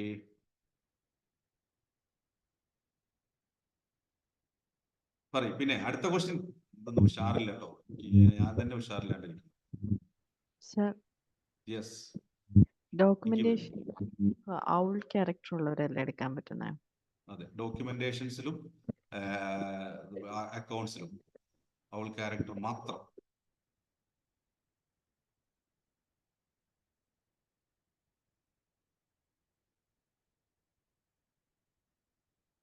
ഔൾ ക്യാരക്ടർ തുടക്കത്തിൽ വരണം, ഫസ്റ്റ് വരണം. ഇനി ക്വസ്റ്റ്യൻ, ചോദ്യങ്ങളൊന്നുമില്ലേ? നമുക്ക് അങ്ങനെ ആ ഒരു ഇപ്പൊ ഈഗിള് മുമ്പിൽ വന്നു, പക്ഷെ രണ്ടാമത് വരുന്നതും മൂന്നാമത് വരുന്നതും ഡിഫറൻസ് വരാലോ. അപ്പൊ അതനുസരിച്ച് നമ്മൾ എങ്ങനെയാണ് ഇതൊരു അസസ്മെന്റിൽ എത്താൻ പറ്റുക? അത് എന്താ പറയാ, പെട്ടെന്ന് രമേശ് ഭായി ഒരൊറ്റ വാക്കിൽ എനിക്ക് പറയാൻ പറ്റില്ല. പക്ഷെ ഞാൻ ഒരു കാര്യം ഞാൻ പറയാം. ലേഡീസ്, ഞാൻ നിലടുത്ത് ചോദിച്ച ചോദ്യം ലേഡി ആണോ എന്നല്ല ചോദിച്ചത്. അതില് ഫസ്റ്റും സെക്കൻഡും ഈഗിളും ഡവും, അല്ലെങ്കിൽ സെക്കൻഡും തേർഡും ഈഗിളും ഡവും വന്നു കഴിഞ്ഞാൽ അത് അങ്ങോട്ടും ഇങ്ങോട്ടും മാറാം. മൂഡ് സ്വിങ്സ് ആയിരിക്കും ഏറ്റവും കൂടുതൽ ഞാൻ ഉണ്ടാവുക. അവർക്ക് ഭയങ്കര മൂഡ് സ്വിങ്സ് ആയിരിക്കും. അപ്പൊ ബേസിക്കലി നമ്മൾ ചിന്തിക്കേണ്ടത്, ഇപ്പൊ ഈഗിൾ വരുന്നവരെ നിങ്ങൾ നിങ്ങളുടെ സെയിൽസിൽ എടുക്കരുത് പ്ലീസ്, ദയവ് ചെയ്തിട്ട്. നിങ്ങളെ വെട്ടുപോയി. അവൻ അവിടെ വന്നിട്ട് പഠിക്കണത് ബിസിനസ് ചെയ്യാൻ വേണ്ടിയിട്ടാ, അവന് ബിസിനസ് പഠിക്കാൻ വേണ്ടിയിട്ടാ. എന്തിനാണ് നിങ്ങൾ ശമ്പളം കൊടുത്ത് അവനെ ബിസിനസ് പഠിപ്പിക്കേണ്ട കാര്യം? അല്ലെങ്കിൽ പിന്നെ നിങ്ങൾ പറയണം, ഒരു 2 കൊല്ലം കൊണ്ട് ഞാൻ പഠിപ്പിച്ചു തരാം, നിങ്ങൾ വേറെ തുടങ്ങിക്കോ എന്നുള്ള മെന്റാലിറ്റി നിങ്ങൾക്ക് വേണം. മനസ്സിലായില്ലേ? ബേസിക്കലി ഈഗിൾ ക്യാരക്ടർ 2 കാര്യങ്ങൾ കൊണ്ടുവന്നു. ഒന്ന്, ആക്ച്വലി ഈഗിൾ ആവും. 2, പ്രാവുപൂത്ത് ഈഗിളാവും. പാവുപൂത്ത് പരുന്താവുക എന്ന് പറയുന്നത്. അതായത് ഉള്ളിലേക്കിട്ട് ഇമോഷൻസ് തികട്ടി നിൽക്കുന്ന ആളായിരിക്കും. ഇമോഷൻസ് എന്ന് പറഞ്ഞാൽ ഇമോഷൻസാ, പക്ഷെ അവർക്ക് ഭയങ്കര വലിയ ആഗ്രഹങ്ങളായിരിക്കും. അപ്പൊ ഈ ടെസ്റ്റ് അവർ ചെയ്യുന്ന സമയത്ത് ഒരു വേർഡ് കാണുകയാണ്, മറ്റേ കരിസ്മാറ്റിക് എന്ന് പറയുന്നത്. ഞാൻ കരിസ്മാറ്റിക് ആണെന്ന് വേണ്ടി എഴുതുകയാണ്, വികാരം കൊണ്ടാണ്, സ്വയം തോന്നുകയാണ് ഞാൻ കരിസ്മാറ്റിക് ആണ്. എന്താണ് ചെയ്യേണ്ടത്? ഡോക്ടർ ടെസ്റ്റിൽ നിങ്ങൾ ഇപ്പോൾ എങ്ങനെയാണോ ആ പൊസിഷനാണ് എഴുതേണ്ടത്. ഒന്നും അല്ലാത്തവർ ഇരുന്ന് എഴുതാണ് കരിസ്മാറ്റിക് എന്നുള്ളത്. ഇഷ്ടമുള്ള വാർഡാ കരിസ്മാറ്റിക് എന്ന് പറഞ്ഞാൽ. മറ്റേ സിനിമാക്കാരും സെലിബ്രിറ്റികളൊക്കെ അതുപോലെ അല്ലേ, കരിസ്മാറ്റിക് അല്ലേ, അതുകൊണ്ട് ഞാൻ എഴുതുന്നു. അതല്ല, അതുകൊണ്ടാണ് ഈ പ്രാവുപൂത്ത് ഈഗിള് വരുന്നത്. മനസ്സിലായി? പിന്നെ ബേസിക്കലി ഈഗിള് വരുമ്പോ തന്നെ ശ്രദ്ധിക്കണം അവൻ ഈഗിളാണോ എന്നുള്ളത്. എനിക്ക് പല വട്ടം അബദ്ധം പറ്റിയിട്ടുണ്ട്. ഞാൻ ആദ്യം വിചാരിച്ചുകൊണ്ടിരുന്നത് ഇവർ ഈഗിളായിരിക്കും, അതുകൊണ്ടായിരിക്കും. അവര് ഒന്നാന്തരം ഇമോഷൻസിന്റെ ഉസ്താദുക്കളായിരിക്കും, നല്ല പ്രാവായിരിക്കും, അതുകൊണ്ടാണ്. ക്ലിയർ? ഓക്കെ. പിന്നെ നമുക്ക് എക്സ്പീരിയൻസിലൂടെയാണ് അത് മനസ്സിലാക്കി എടുക്കാനും. അതെ, അത് അങ്ങനത്തെ കാര്യങ്ങളിലൊക്കെ നമുക്ക് നമ്മുടെ സർവീസ് നമുക്ക് ചെയ്യാൻ പറ്റും. ഞാൻ ഈ മെന്റർഷിപ്പിലൊക്കെ ഉദ്ദേശിക്കുന്ന കാര്യങ്ങൾ അത് തന്നെയാണ്. അതായത് നിങ്ങൾ ഇങ്ങനത്തെ കേസുകൾ നേരിടുമ്പോൾ എനിക്കതിൽ സജഷൻസ് തരാൻ സാധിക്കും. ക്ലിയർ ആയി? Okay, then what else? ആകെ 4-5 ചോദ്യം ഉണ്ടായിട്ടു. ആർക്കുമില്ല ചോദ്യം? യെസ്, മെൽബിൻ പറയും. സാറ് മെന്റർഷിപ്പില് വീക്ക്ലി ക്ലാസ് അല്ലാതെ വേറെ എന്താണ് വരുന്നത്? 1 മണിക്കൂർ, ഒരാഴ്ചയിൽ 1 മണിക്കൂർ നമ്മൾ ഒരുമിച്ചിരിക്കും നിങ്ങളുടെ പ്രശ്നങ്ങൾ ചർച്ച ചെയ്യാൻ. ഓക്കെ, നിങ്ങൾ എവിടെ പോകണം, എന്ത് പോകണം എന്നുള്ള എന്താ പറയുക, ഡയറക്ഷൻ സെറ്റ് ചെയ്യുക എന്നുള്ളതാണ് അതുകൊണ്ട് ഉദ്ദേശിക്കുന്നത്. 1 വർഷക്കാലം നമ്മൾ ഒപ്പമുണ്ട്. രണ്ടാമത്തെ കാര്യം എന്ന് പറയുന്നത് നിങ്ങൾക്ക് ഏത് കാര്യങ്ങൾക്കും, അതായത് ഏത് സമയത്ത് വേണമെങ്കിലും, എന്നെ ഇങ്ങനെ എല്ലായ്പ്പോഴും വിളിച്ചാൽ കിട്ടുന്നില്ല, എല്ലാവർക്കും വിളിച്ചാൽ കിട്ടുന്നില്ല. ഇപ്പൊ 21 ദിവസം നമ്മൾ ഓപ്പൺ ആയിട്ട് കിടക്കുക.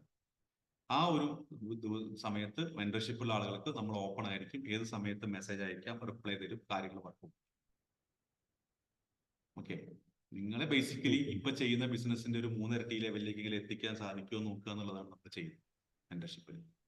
ട്രെയിനിങ് എന്ന് പറയുന്നത് 200+ ട്രെയിനിങ്സുകൾ നടന്നുകൊണ്ടിരിക്കും. അത് തിങ്കൾ തൊട്ട് വ്യാഴാഴ്ച വരെയുള്ള 6 മണി സമയത്ത് ട്രെയിനിങ് നടന്നുകൊണ്ടിരിക്കും. ബാക്കിയുള്ള 3 ദിവസം എന്ത് ചെയ്യണമെന്നുള്ളത് നമ്മൾ ഇതുവരെ തീരുമാനിച്ചിട്ടില്ല. മേ ബി നമുക്ക് വേണമെങ്കിൽ വേറെ ബിസിനസ് ഇംഗ്ലീഷ് പോലുള്ള അല്ലെങ്കിൽ വേറെ എന്തെങ്കിലും പരിപാടികൾ നമുക്ക് ഇതിൽ ആഡ് ചെയ്യാം.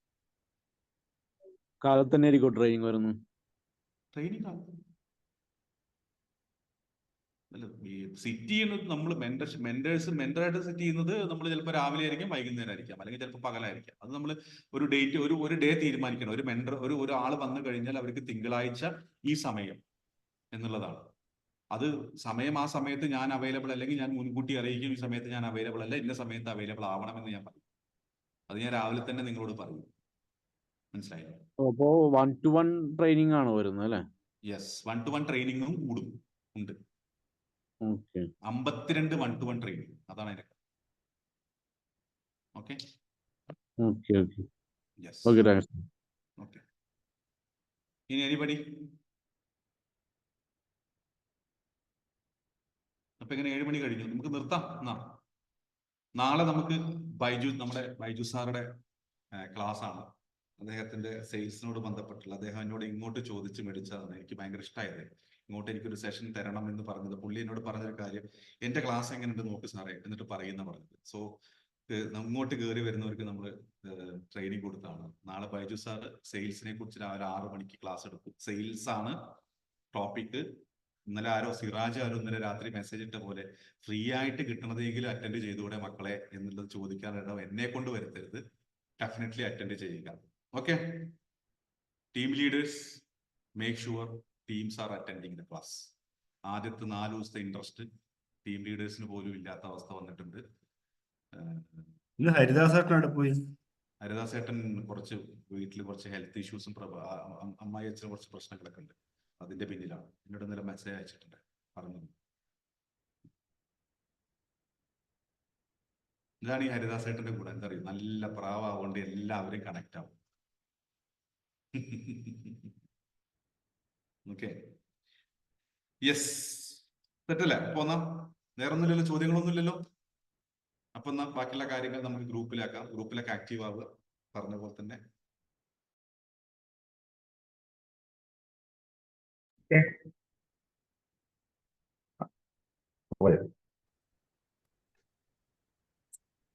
അപ്പൊ എന്നാ എല്ലാം പറഞ്ഞ പോലെ. Okay, bye bye, good morning. Good morning.